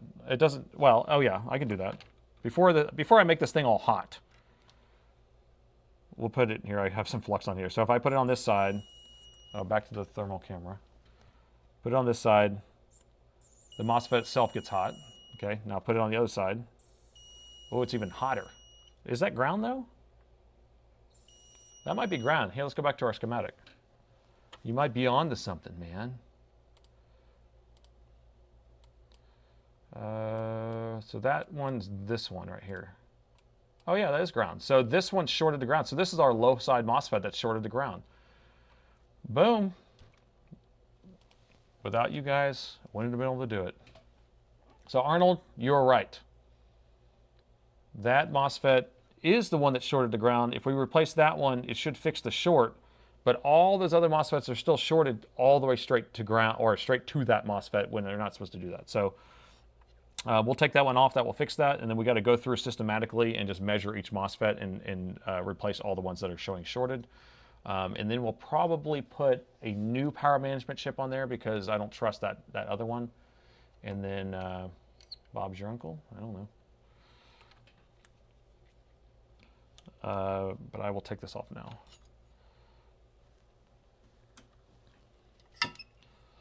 The three Musketeers.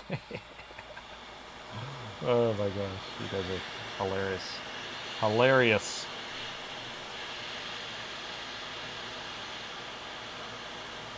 Michael, did I not switch the camera fast enough? I think we're good.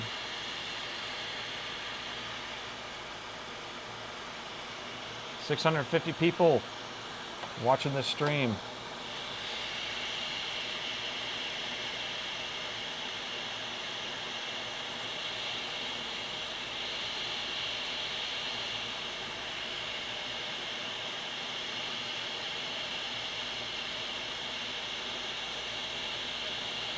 See how thick this board is? I mean, it's just sitting here. I'm heating it up for a long time. This thing is super thick. It takes a long time to get hot.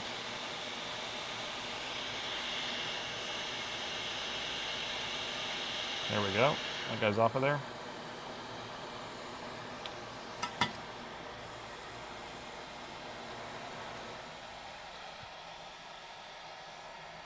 Hey, Drew. I'm glad you like the live streams. I enjoy them myself. Okay. So now, if we measure here, we don't have a short anymore. And of course, this side we will have a short or ground. I mean, you know, because that is ground. So no short there, no short there, no short here. And if we measure on our DC jack that was shorted, which is right here,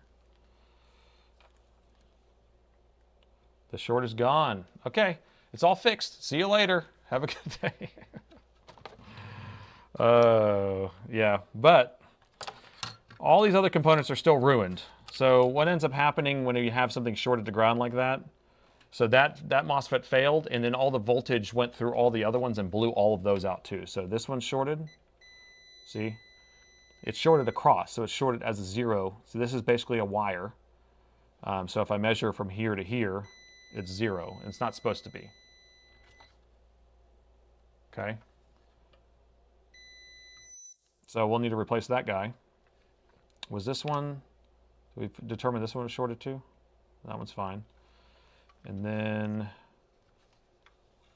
these are all good because these are on that other DC jack. And then what else do we need to replace? Just trying to get a list in my head here. These two. So we'll replace both of those. We'll replace that other one on the back side, and then we'll replace, so 4. The 4 musketeers, Mosketeers.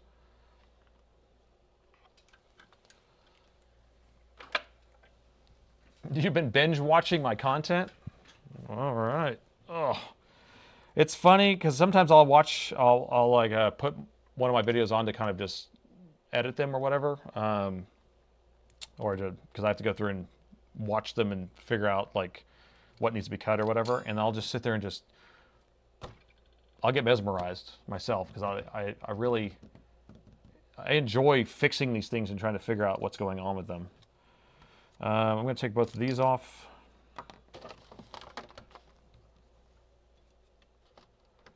Hey, thanks, computer guy. Thanks for the donation. The Tale of 4 MOSFETs. We're renaming the stream right now.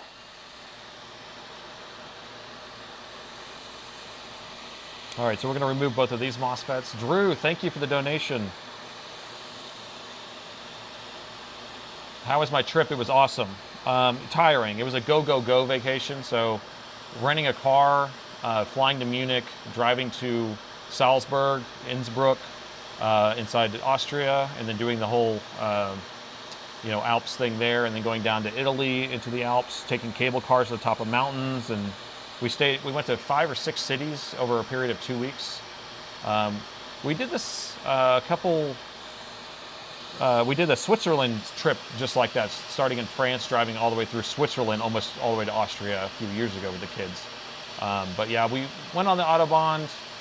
We're just driving like a, I mean, it's a family car, so we're just driving like a Mitsubishi something hybrid. So we didn't drive fast or anything like that. All right, so I got both of these guys off of here. These are B07 N03Rs, which I do not have any of those, but we have that donor board. Interesting that I only do Dell. Well, it's I specialize in Dell and Alienware exclusively, but I stock all the parts. That's really what it is. So my company has about 700,000 parts in my warehouse. Repair is only about 3 or 4% of my entire business. We mainly sell all the parts for it. So we've entered the schools and government and end users. And I started buying out Dell's inventory a long time ago, and so I have a lot of agreements with them. And Dell trusts us, and they recommend us.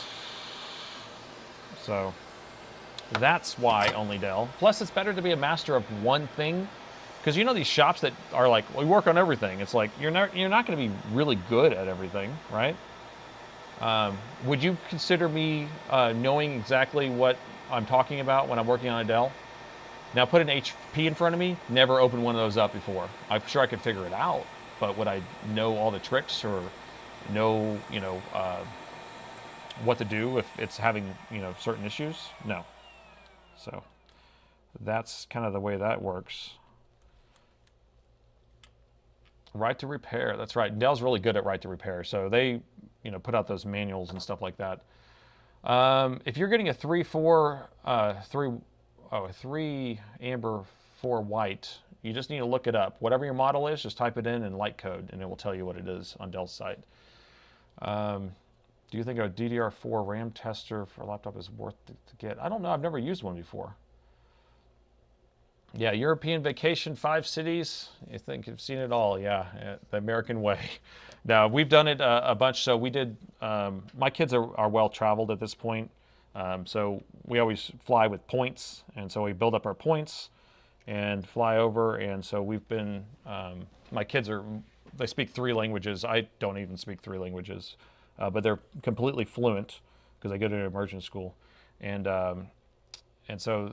We've done South France, we've done all through Switzerland and Italy and Germany, and we did the UK, we did Ireland, all in different vacations. We did Iceland, we've done Amsterdam. I don't know where we're going to go next. Who knows? What am I doing? Concentrate. Okay, so we need to get the donor board out, and I'm going to start trying to kind of plan out what we're going to do to transplant some of these chips. And here's our donor board, and we need to make sure that these are all good, which they should be because his CPU slot is what's messed up on here.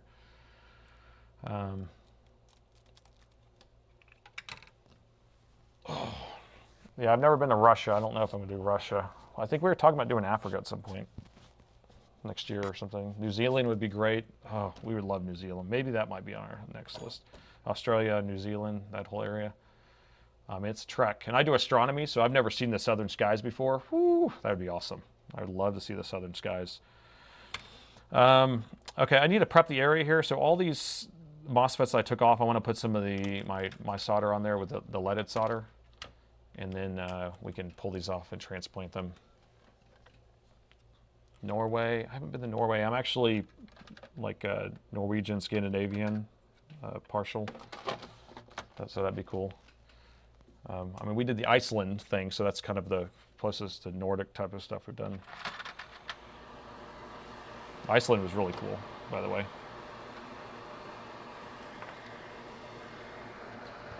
And we've done Alaska. We did Canada.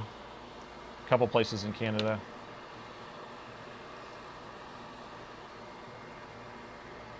Do I do international repairs? I do not.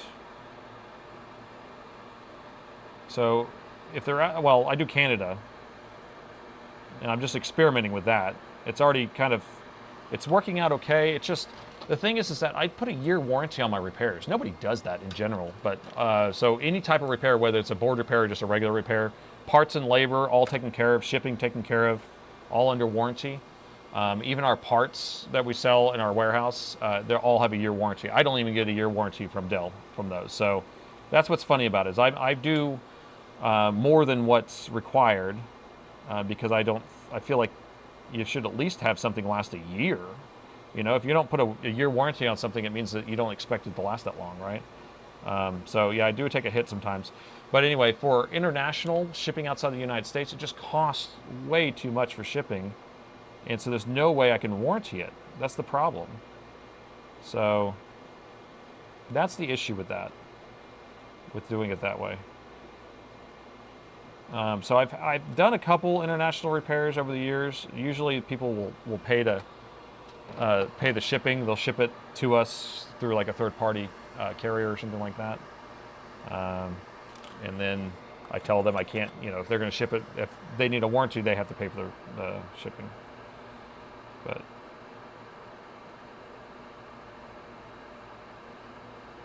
so I'm just trying to get solder on all these pads. That's sure is a big pile of solder I have in the middle, isn't it? That is a big old blob. I'll get it off of there.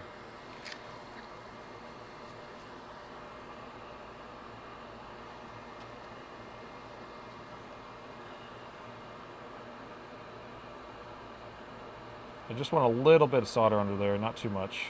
Okay, that looks good. All right, so I have all this ready to go. I've prepped all of these. The 4 MOSFETs we're going to replace with the power management chip, and hopefully that would fix everything. Actually, should we go? I want to go around and make sure we don't have anything else shorted while we're at it, any more MOSFETs. What Dell laptop do you recommend? Just, you know, it depends. If you want reliability, something that will last a long time, you don't need a game or anything, but you just want something to work, then you just buy a Latitude. Just a business machine. So like a 5000 series Latitude. You can even buy like what Salem's selling right now. If you Salem Techsperts, he just got in a batch of like these, like 2019 Latitudes. I think he's going to sell them for not very much money, less than or $200 or two something.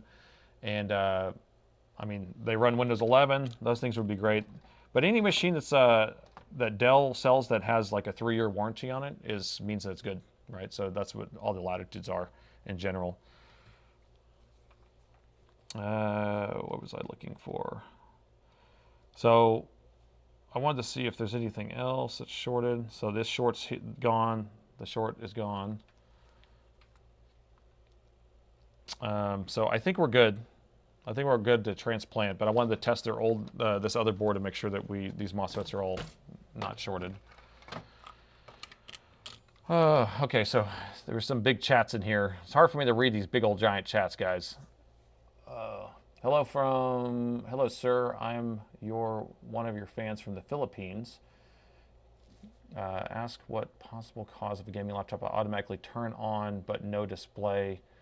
Well, you're asking somebody who works on Dells only. It's a Lenovo, but if I was a guessing man, I would say you have a BIOS issue. So you probably had a Windows update that did a failed BIOS update. But again, I've never worked on a Lenovo in my whole life. Never even opened one up. Shipping from overseas compared to receiving a package on Amazon. Yeah.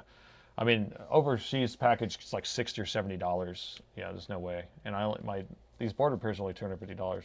Yeah, the short is gone. I tried ordering an $18 item that was half a pound, and the seller was going to charge me $47 for UPS shipping to Canada. I canceled the order. So I can tell you that, you know, we have negotiated rates with UPS and FedEx, and we ship to Canada all the time. So we do have some shipping lanes to Canada for an item that's about that size for about, I think, $21 is our cost. So that's about as cheap as you can get. And then I have seen some I might even have some other, maybe $25, $28 for a faster shipping. That's like a ground was 21. So, but yeah, I wouldn't be surprised because that's like 47 or 67% off of retail with my negotiated rates. Because I spend about $300,000 a year in shipping with these companies, or maybe $400,000 a year in shipping. So that's why I get big discounts. I'm going to pull this MOSFET off. I'm going to pull this one off. We're just going to remember which one's which. This one's the P2, and that one's that one. So we're going to pull that one. I'll set it over here. Pull this one, put it over there. And we don't need anything else on this side.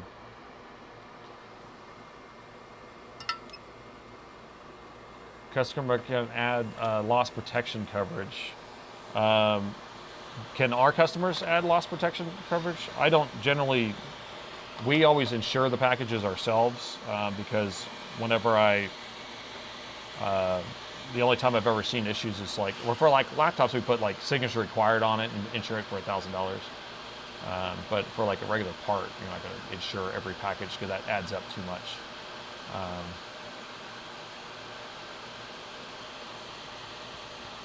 Just heating up the board. Takes a while to heat up, so I'm just going to sit here. Yeah, $20 is about what it should be. You want to watch this at 2x speed? Well, you can watch it tomorrow at 2x speed.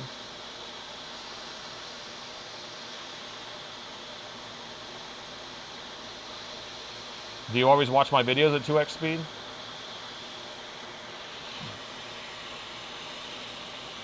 I do cut out a lot. You know, most of my videos probably take about an hour and a half, and I cut them down to about 30 minutes, 45 minutes. So.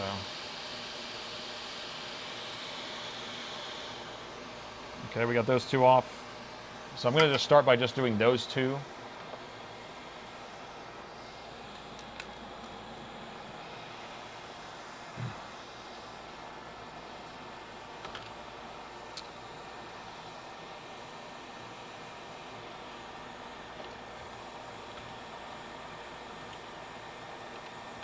Hopefully you guys remembered, but I forgot which one goes where. I think that one goes there. This one goes here. Is that right? I think so.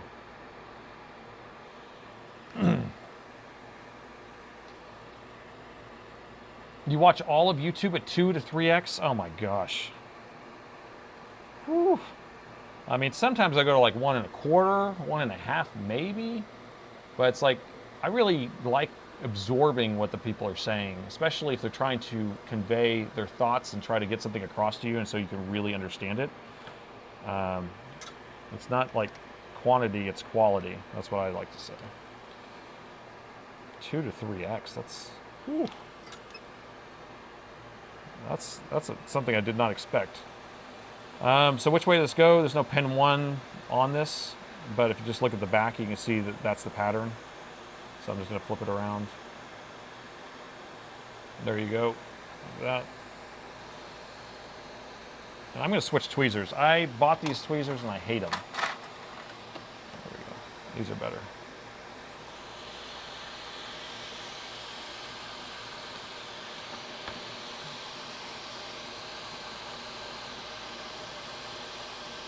You never skip too. See, that's the thing too, is like if you're skipping across, like just trying to like, okay, what's the meat of this, you know, and you try to get all the way to the end, I feel like you miss stuff, you know? Because I know I can be a little bit long and drawn out, or I talk about stuff, or sometimes, you know, or you'll see me fix something and then you're like, oh, what? There's like 20 minutes left? What's going on? Well, there's a reason why there's 20 minutes left. You know, soak it in. Let me squeeze out a little bit of this extra stuff here.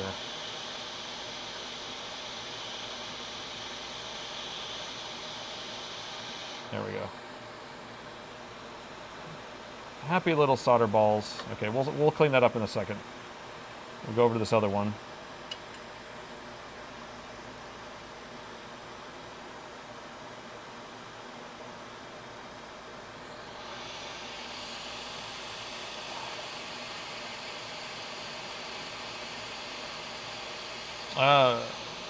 Hold on, Mark, you're talking about something and I just caught the end of it, but I can't look at the chat right now. But I saw something about fan spin rapidly when you turn it on and that's all it does. That'd be like a BIOS issue probably too.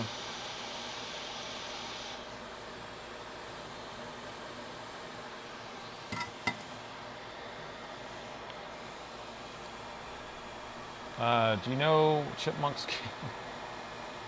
Recording sped up. Oh yeah, that's right. Record player, speeding up the record player, and then you make the chipmunk sound. But I don't even know if the kids, these youngers, even know who the Chipmunks are. I was born in 1980, so I am well versed in some of that 80s stuff. In the beginning of the millennials and the end of the Gen X.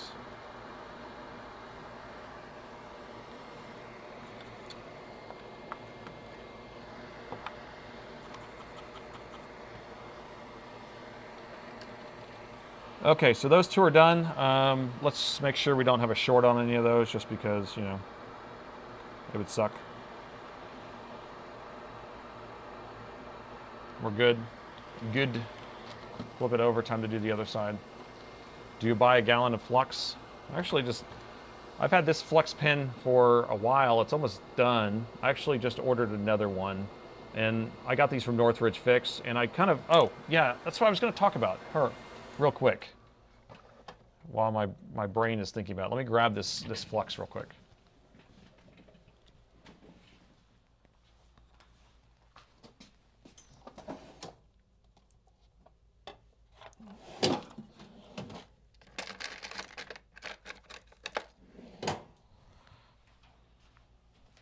So I just bought this tube of Amtech flux right here.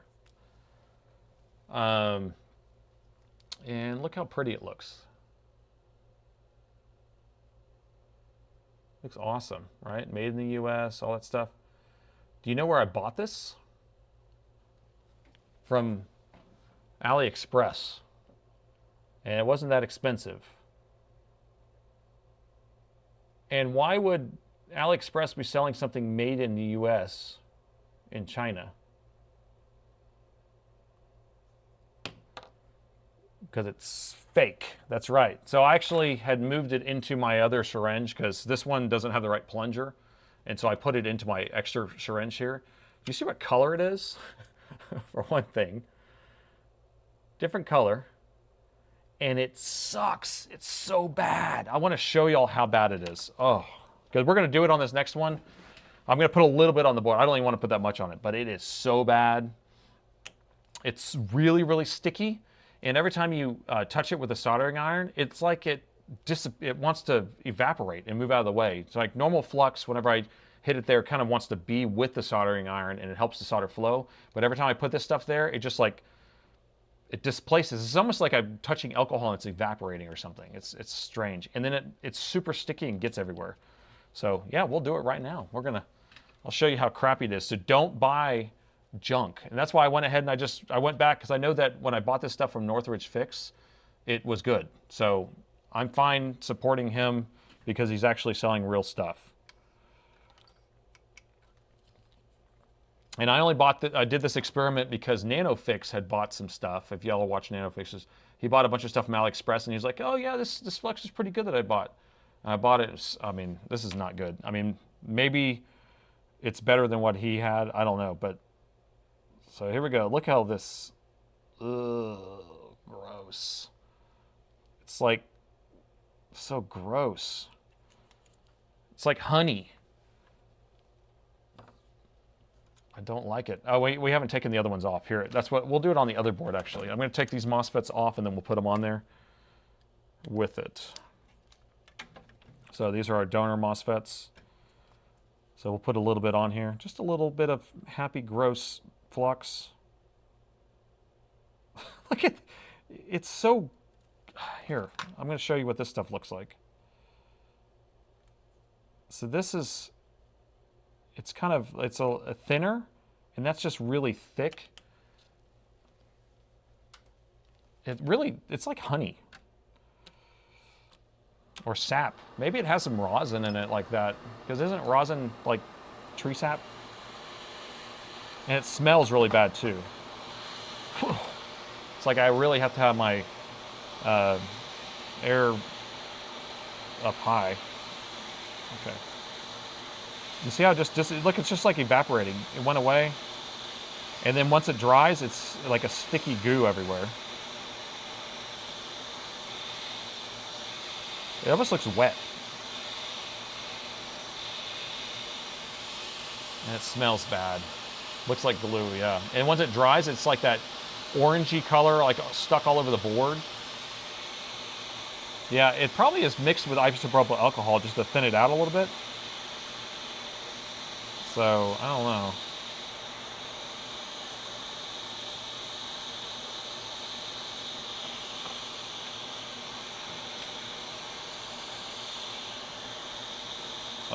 Smells.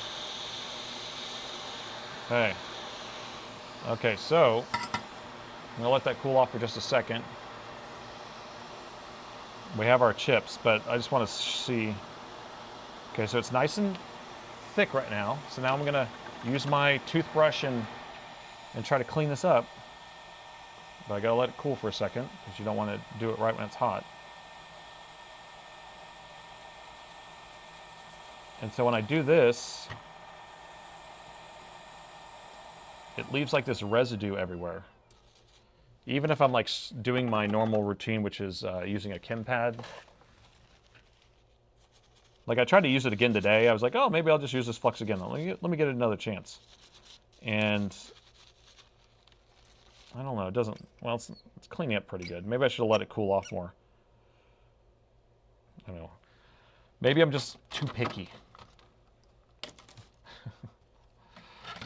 Okay, but I did want to rant about it a little bit.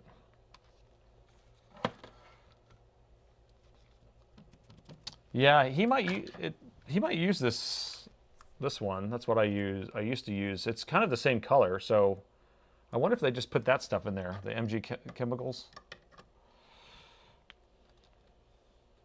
Which is similar consistency, kind of thick. I want to get this stuff off of there. I don't want it.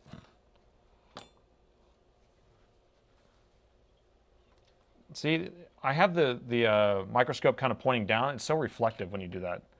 Here's like straight down. And see how it reflects right back into the camera? But now if I put it at an angle, then you have that my anti-glare light. I have my anti-glare light turned on. There you go.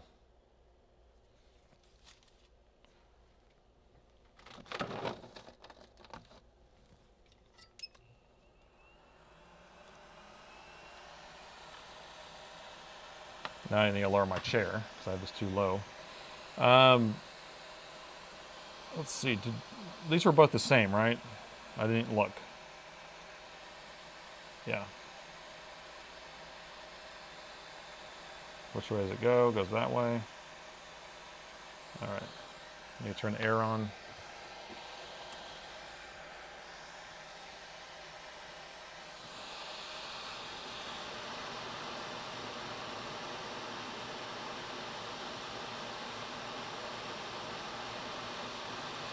Oh, all right. I'm trying to read the chat and keep up with this. So if I'm missing something, y'all try to answer each other's questions because I have a hard time, or just put it back in there. I go back and watch some of these live streams, and I'm like, somebody keeps putting the same question in there, and I don't answer it, and I never notice it. So I'm really sorry about that. I really am trying to do the best I can of multitasking, running all the cameras, and answering the questions. It's definitely complicated.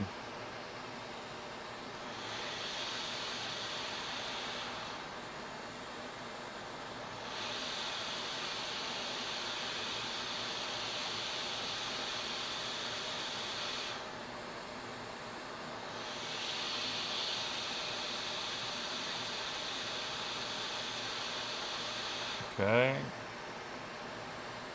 Just happy little solder balls. I'll straighten this one out just a little bit. There we go.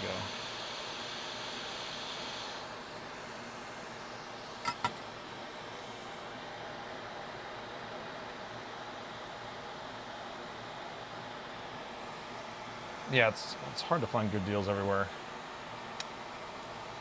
Okay, let's get rid of these little solder balls.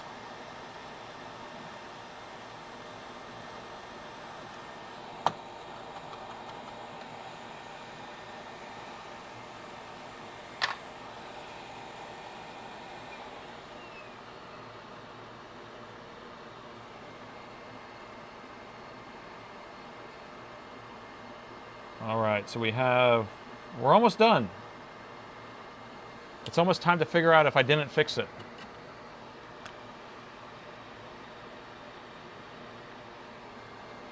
So the last thing we need to install is that.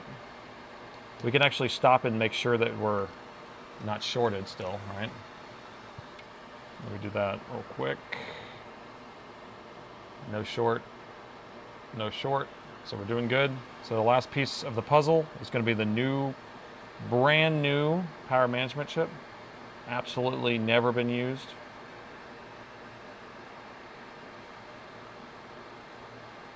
And I'm trying to find pin 1 on it.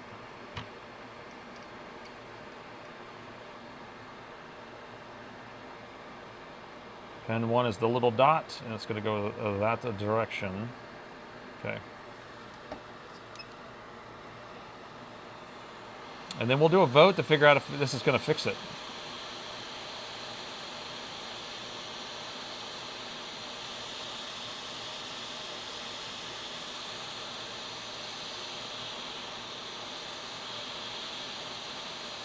So I'm just waiting for the solder to get a little bit melted, and then I'm going to bring this in.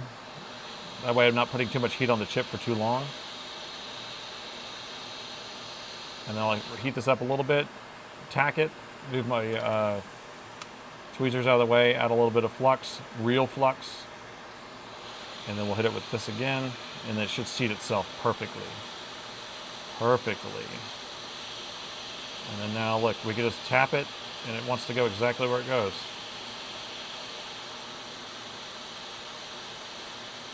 There we go. Get the little extra solder out of there. Looking good, Billy Ray. Feeling good, Lewis. Does everyone know that movie? Does everyone know that movie reference? Looking good, Billy Ray. Feeling good, Lewis. It's an 80s movie. Yes, Trading Places. It's Eddie Murphy and Dan Aykroyd.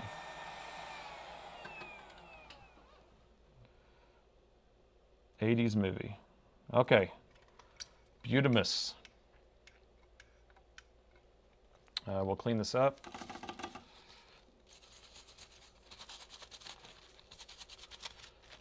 It was Trading Places, yeah. You know, Trading Places, they had that cameo inside Coming to America, where the two old guys were like on the bridge, homeless, because they were put bankrupt by Eddie Murphy at the end of Trading Places. Did y'all ever notice that reference? Mortimer and Randolph. Randolph and Mortimer.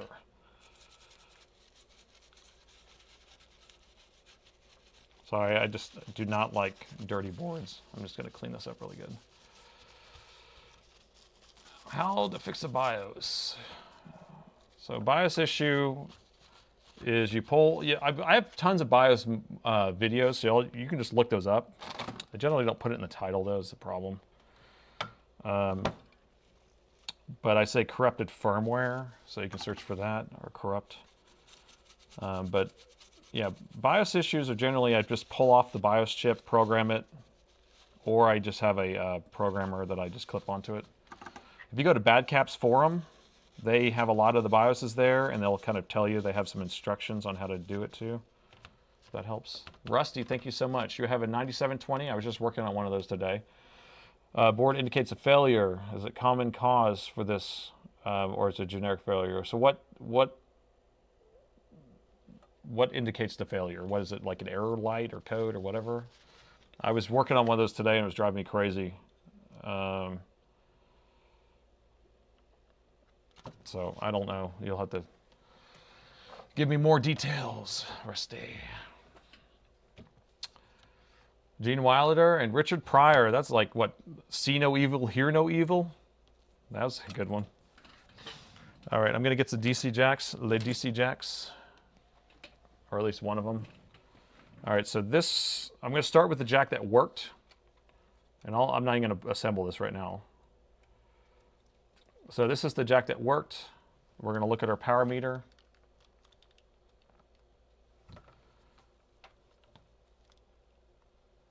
All right, and we're going to plug this, oh, hold on. Let me get this out of here. Start a poll.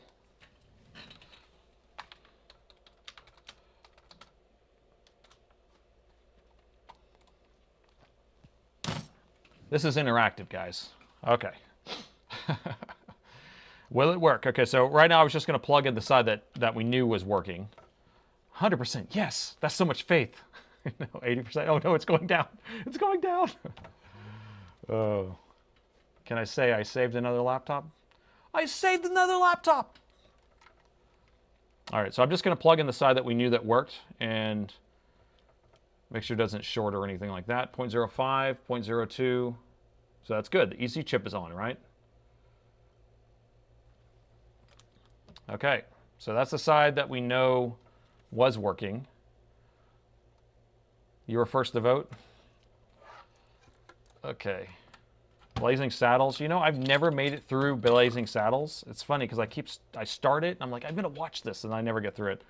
But like, Three Amigos is great. I love all the Mel Brooks movies. Men in Tights, Cabin Boy. I don't know. That one's not that good. Okay, so here's the other jack. So this is the one that was shorting out. So we'll get you all zoomed in so we have the explosion. Dumb and Dumber is good. Well, that's not Mel Brooks, though, is it? Okay, everyone voted. 680 people already voted already? No, we only have 141 votes out of the 670 people watching.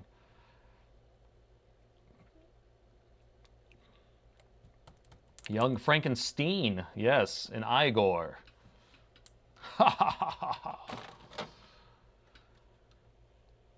Okay, we ready? Did everyone vote? Are we good? I'm going to press it. So right as I plug it in, so here's our poll. I'm ending it.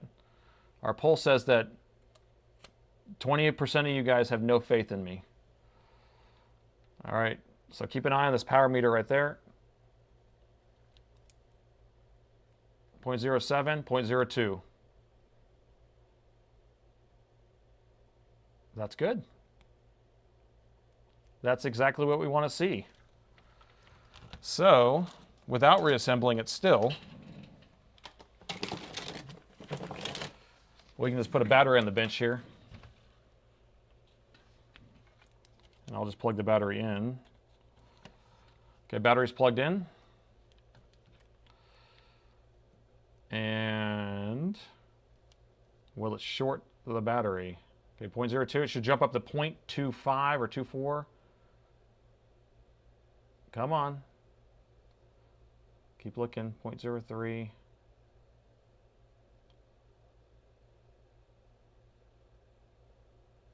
It's not doing it. We may have missed a charge MOSFET, maybe. Yeah, I already closed the voting, so there's no more voting. Okay, let me go to the other side.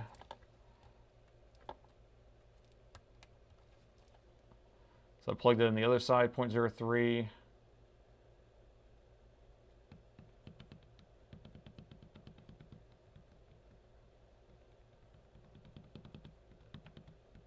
Okay, that side's doing the same thing. Okay, well, maybe we need to have it turned on for the first time. Sometimes it might just be that it needs the EC initialized, EC chip. So the board needs to be turned on in order to start charging. So we will go with that premise. I don't think the GPU needs to be hooked up at all, because a lot of times these have CPUs, GPUs in them. And so you can like take the GPU out of the picture altogether. We have RAM still in here, so I don't know. We'll just reinstall it. Oh, man. Your heatsink's ruined. Whoever... What is this guy's name, anyway? Let me see what this guy's name is. Hashim. Hashim's Area 51, his heatsink is ruined. I didn't ruin it, I promise. But I picked it up and it was pretty floppy. And I want to show you. And it probably works just fine, or works well enough. But look right here in the middle. There's like these dents here. And this is a vapor chamber heatsink. And so it's like very floppy. It wants to bend. And so if you just pick this thing up and bend it, it will bend right across there. So that means that both of these vapor chambers are actually flattened. Now, the way this is set up is this heatsink over here goes across there and ties on just fine. So we're probably getting enough here. And then these two are going across to this other one, this to the GPU one. So the GPU is staying cool just fine because it's not ruined there. But this is bent, so it means it's not being able to take the extra heat from the CPU and move it over there. So, yeah, it should be replaced. I mean, we're gonna just put it on there, and then I'll talk to him about it. Yeah, because it wants to bend so easily. So whoever had this apart, flippity flop that thing. Should we clean off this junk that's on here? What about the second plug? I used one plug and I just kind of plugged it into one side and plugged it in the other side. We're about to do them both in a second. I'm just going to reassemble this thing. Remember, 20% of the people don't think I'm going to be able to make this thing work. It didn't short the adapter. But there's a chance that it will turn on, but it won't charge the battery off of that port, which is, you know, one more thing.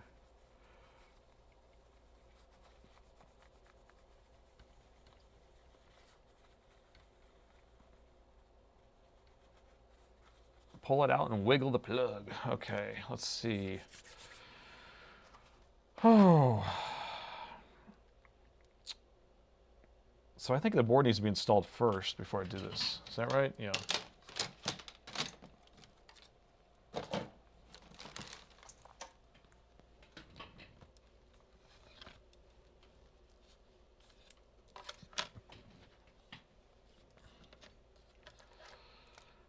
Yeah, if you're just joining us, Moth, this is a CPU socket, and it has a modular GPU also.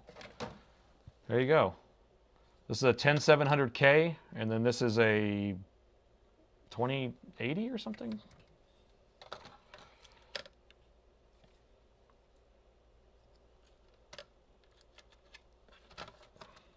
So I'm going to plug these DC jacks back in before I put the board in. The producers, oh, I don't know if I've seen the producers.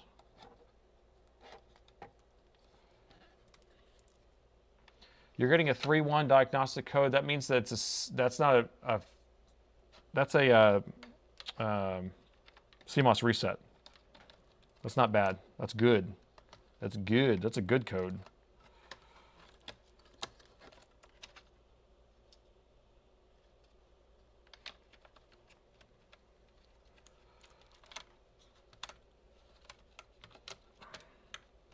So basically, whenever you unplug all the main battery and the CMOS battery, if it has one, which a 9720 wouldn't have one, but and then you reconnect it, it will say that the CMOS has been reset, and it'll give you a 3.1.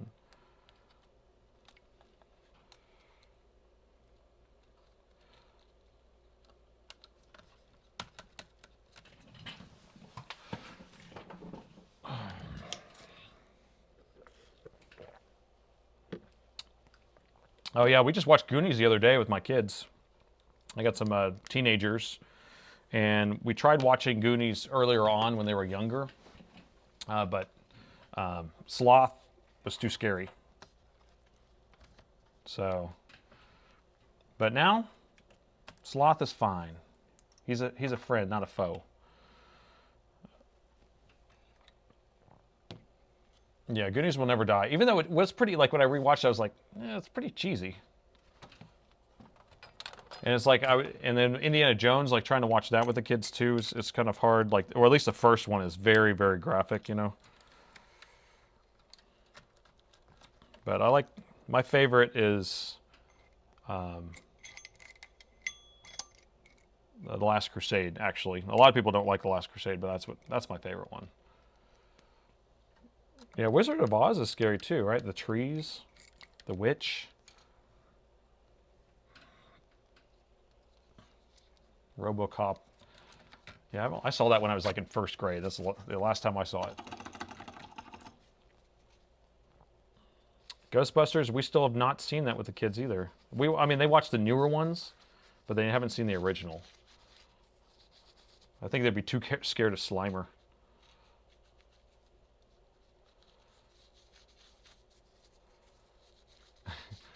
He chose poorly.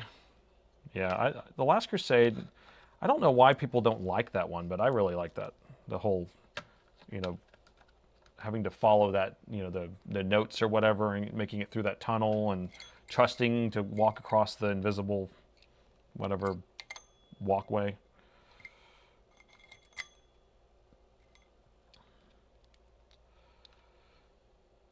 I've inspired you to buy an amp scope. Awesome. Did you buy one that does trinocular, or does it have a camera port on it? Like this? Because my first amp scope was like a $200 amp scope, and you couldn't hook a camera to it. And it was hard to focus. It actually didn't have zoom at all. And then I bought this one, which is the trinocular version. And it has a 90x zoom on it. So it was a game changer. And it's so much more comfortable on my eyes. Although my eyes are ruined now. So like every time I'm looking at this, it's like I need readers at this point.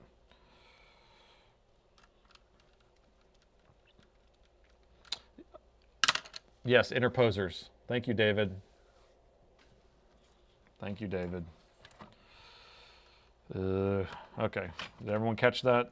David caught it. Sour milk and Jack Daniels. I've been having some whiskey sours lately, actually.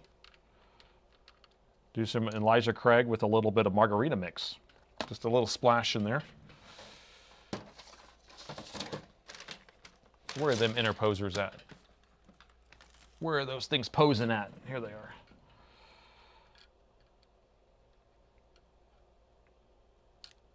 Yeah, I'm getting older, so my eyes are getting older. When I turned 40, my eyes started getting worse, but I think this microscope makes it worse too. Just being looking through it all the time. Why is this not threading? What in the wide world? I think this is the wrong screw. Oh, you drink those whiskey sours in the Navy a lot, huh? Yeah, you know, I've never really drank them very much, but I made a margarita this weekend with Reposado, and then I was like, I prefer bourbon than tequila. I mean, I have some Añejo tequila I drink neat, or I'll make tequila old fashions. But anyway, so I had the margarita mix, and I was like, I'm just going to put some with some bourbon, and I was like, yeah, I enjoyed it. I don't like it too much, just like a little bit, and I just going to add water. And that's what I've been drinking the last few nights.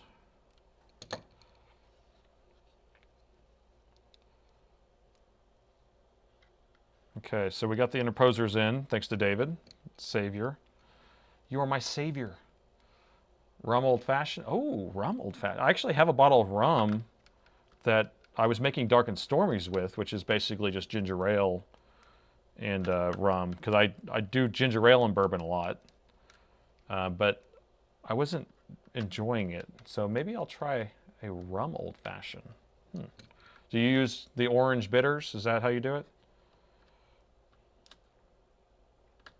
And simple syrup?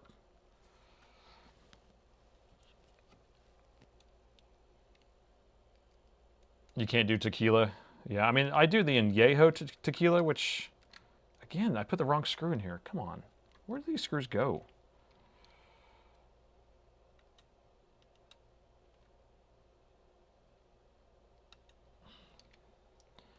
Añejo is kind of like that barrel aged, you know, it's almost like bourbon. Okay, so it's the black screws that are these.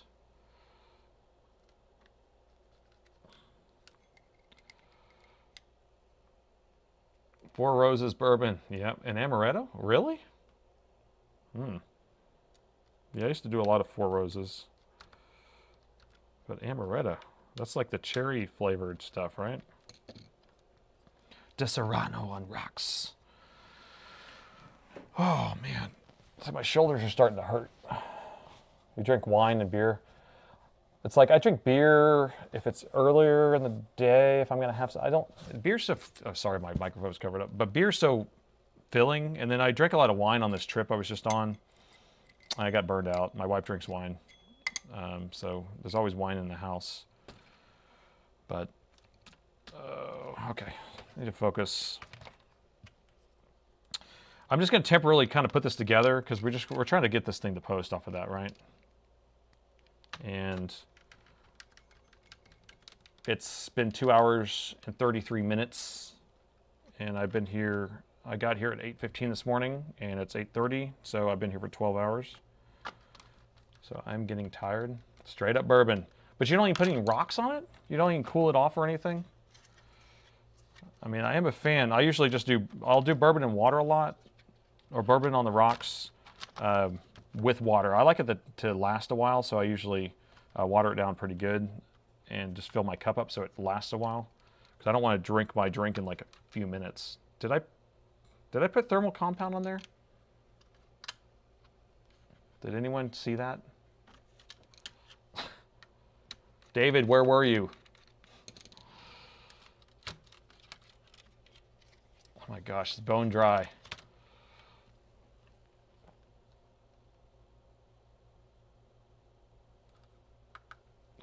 I don't want to put TPM 7950 on this, or PTM 7950, because here, I need another tube of this. I'll be right back.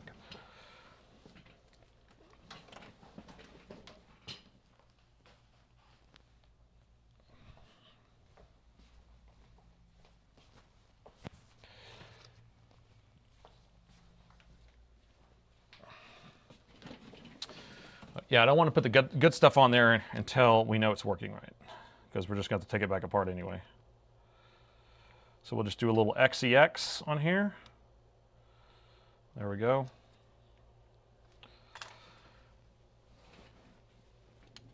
Yeah, PTM 7950 is expensive. I bought this sheet from LTT store, so Linus Tech Tips. I think it was like $100. But if you're just buying like from Amazon, it's just like a little tiny square is like $30. So, and you don't even know if it's real. Yeah, this heatsink's messed up. It's like wants to bend in half. Okay, so we actually have heatsink compound on there. Fans going in.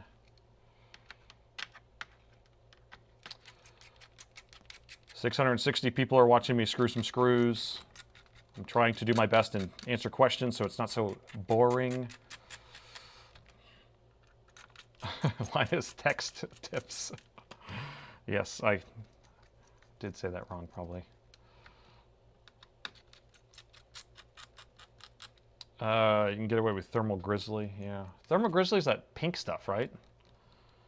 I have the Thermal Grizzly pads. I have a bunch of those. Let's see, yeah. So I have a bunch of these. These are all like the pads for the VRAM and stuff. I have all the different thicknesses, but I've never used their thermal paste. But I think it's the pink stuff. Okay. All right, that seems plugged in.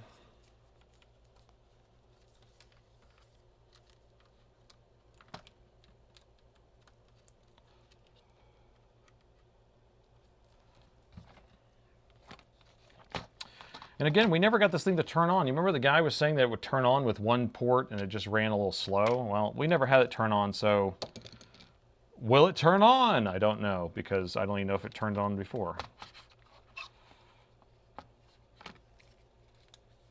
the hell's going on with this thing? How does this battery go in here? I thought it went this way.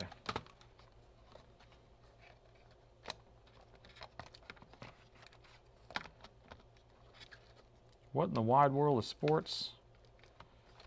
Yeah, it should go right there. Get in your home. Why does it not want to go in?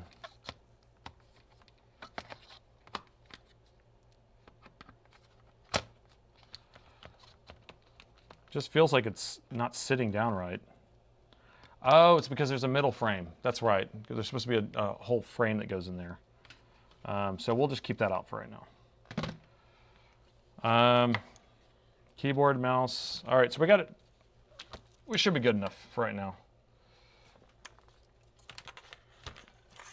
Okay, did we vote? Did I? Oh, we already did the vote earlier, didn't we? Everyone thinks it's going to work, right?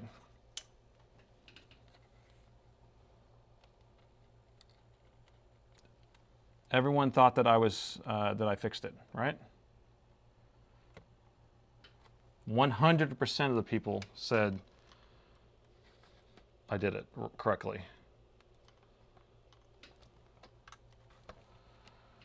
Okay. Did someone say I was boring? That's okay. It's okay with me. All right, so first I'm going to plug in the port that worked.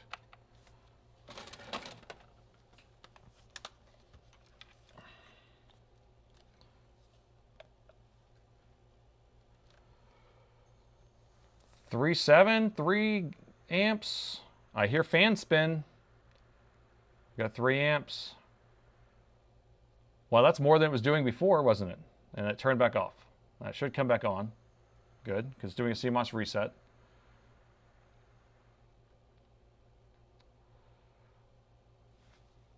Yeah, 20% of the people said I wasn't going to be able to fix this and I was very boring.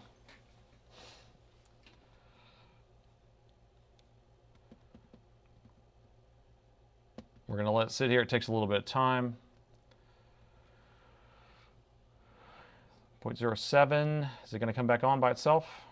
Yep, there it goes. So y'all are watching these amps, right? That's how we know. We don't have a screen. Ah, we have a screen. We have an Alienware screen! Well, that's just on the port that's supposed to work anyway. But we're going to check the other port in a second.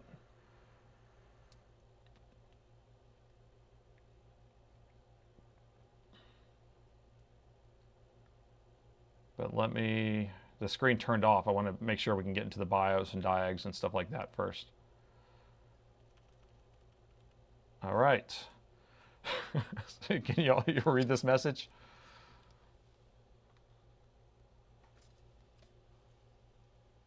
This is how insane this laptop is.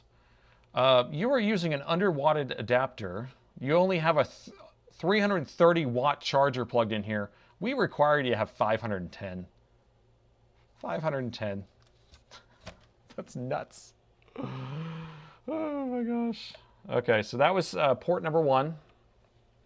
That was the port that worked. So here we go. Here's the port that we fixed together. All of us, the 650 people fixed this. So now we'll plug it into this port and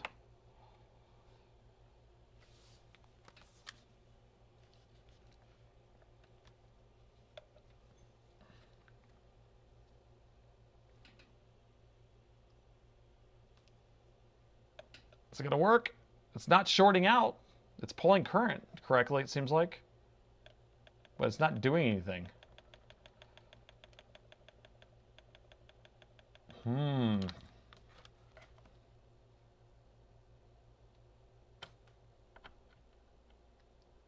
try it again.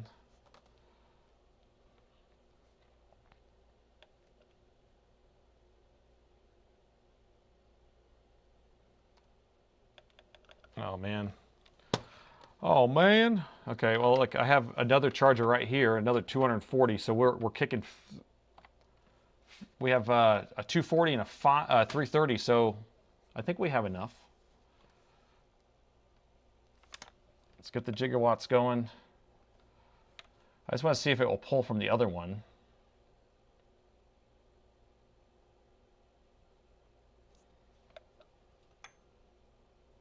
Nothing's happening again. Okay, so let's just plug in this one again. So now we're back to the port that worked.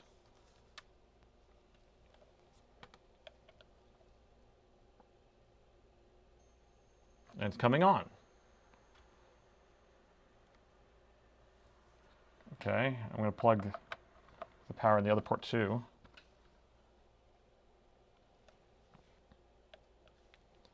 So we still have a problem. So right as I plug in the power into the other port, so we have both ports going, the thing stops turning on. So there's still one component we probably missed somewhere in there. Or we just blew something else back out, because now it doesn't turn on with that port again. Another short. Yeah, there's probably another shorted MOSFET somewhere or something like that. That's why I tried to look around. Yeah, see, it's coming on with that port just fine. Starts pulling current.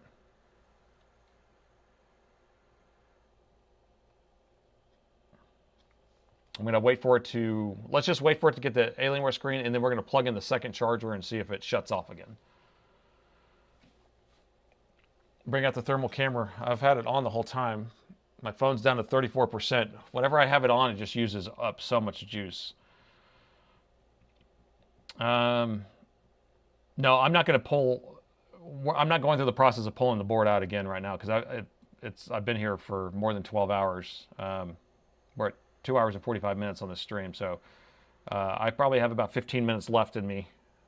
So, but we're just going to kind of figure out, we've eliminated the short for sure. We just don't know what the other component is that's causing that.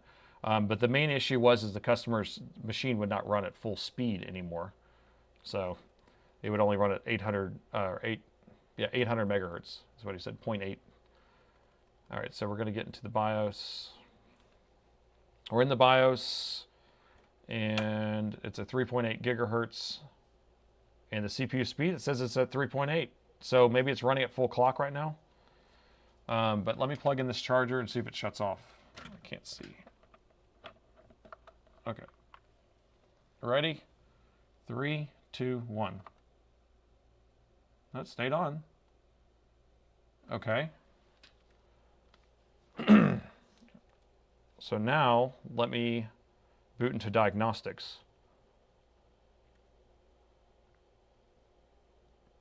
I just hit escape to exit out of the BIOS. And it turned off when I did that, but it won't come back on. Can you charge with 2 chargers? Yeah, because it has 2 power management chips, so I'm assuming they're kind of feeding the same rails there. Reset the BIOS settings, yeah, maybe. I still think that there must be something on that circuit that's messed up. So I'm going to unplug the charger again, plug it back in. What I don't want is to blow out something that isn't blown out already. So I'm going to turn this back on. I'm going to boot to diagnostics on the 1 jack and see if it actually is saying that it's running at 3.8, because that actually would resolve a lot of the issue that he was having anyway. Because we had all those components short. What did we change up? 4 MOSFETs and a power management controller chip, PMIC. Yeah, there may be issues with that PMIC, power management chip. I don't know. We're going to let this boot back up one more time, go into the diagnostics, and see how everything is going. Oh, man.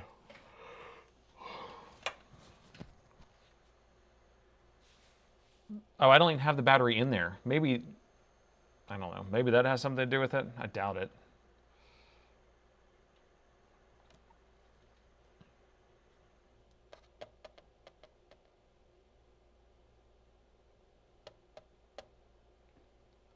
This is not the Alienware that has the keyboard issue. No, it's the X17 R1. This is Area 51. They look similar, though. I actually just got one of those delivered today that's having that issue. All right. The daughter board is not hooked up. That's what that error is. That's fine.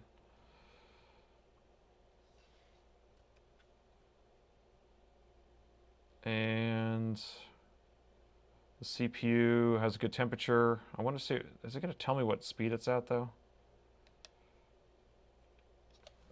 I guess it's not telling me what the CPU clock is at.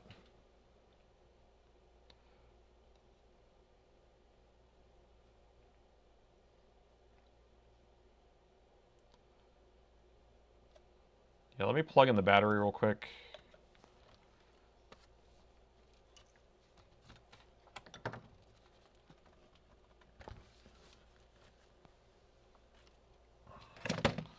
It's almost dinner time, isn't it? Jeff, is it your dinner time? This is weird how this thing fits in here. I'm just going to put a screw in there to hold it in place. There's supposed to be that middle frame that's supposed to go in here, but I don't have it in. Okay, battery's plugged back in. Don't fall out, battery. It's flopping a little bit. Okay, so we're going to do, that's in the port that works. We just want to see if it starts charging the battery. It is. You see how it jumped up to 0.25 or 0.24, and then it should jump up to about 3 amps or so, 2.5 amps. So right now it's doing pre-charge current. All right, now it's charging the battery at 2 amps or 42 watts. So now we'll move it into the other port, the port that we fixed. And we want to see if it jumps up to 0.2. Yeah, we still have an issue there, man. That's a bummer. Well, that's no good. That's no bueno. So I'll have to take it apart again. We'll have to figure out what, I mean, there has to be one other component. There's probably a resistor maybe or something that's shorted out or that got burned out during this whole process that we missed. But we did fix half of it, so I saved another laptop. So that's where we're at. I think I'm going to call it for the night because it's been about 2 hours and 50 minutes, and I am pretty exhausted at this point. Yeah, 12 hours, 12 and a half hours. I got here at 8:15. It's 8:50, so yeah, almost coming on 13 hours here. So it's 11 in the morning over in Australia. Beautiful. Well, sorry this wasn't fixed all the way. We did fix that other one though, the 18 R1 we fixed earlier on. And I hope everyone enjoyed this stream. Look for another video coming out probably Friday or Saturday morning-ish. And then I'll see you guys next week. Weekly live stream, 6 p.m. Central Time. If you're sending in your laptop, you can message me. We can try to do it live ahead of time, or that way I can kind of plan on that. And I appreciate every single one of you guys, and thanks for watching. I saved another laptop!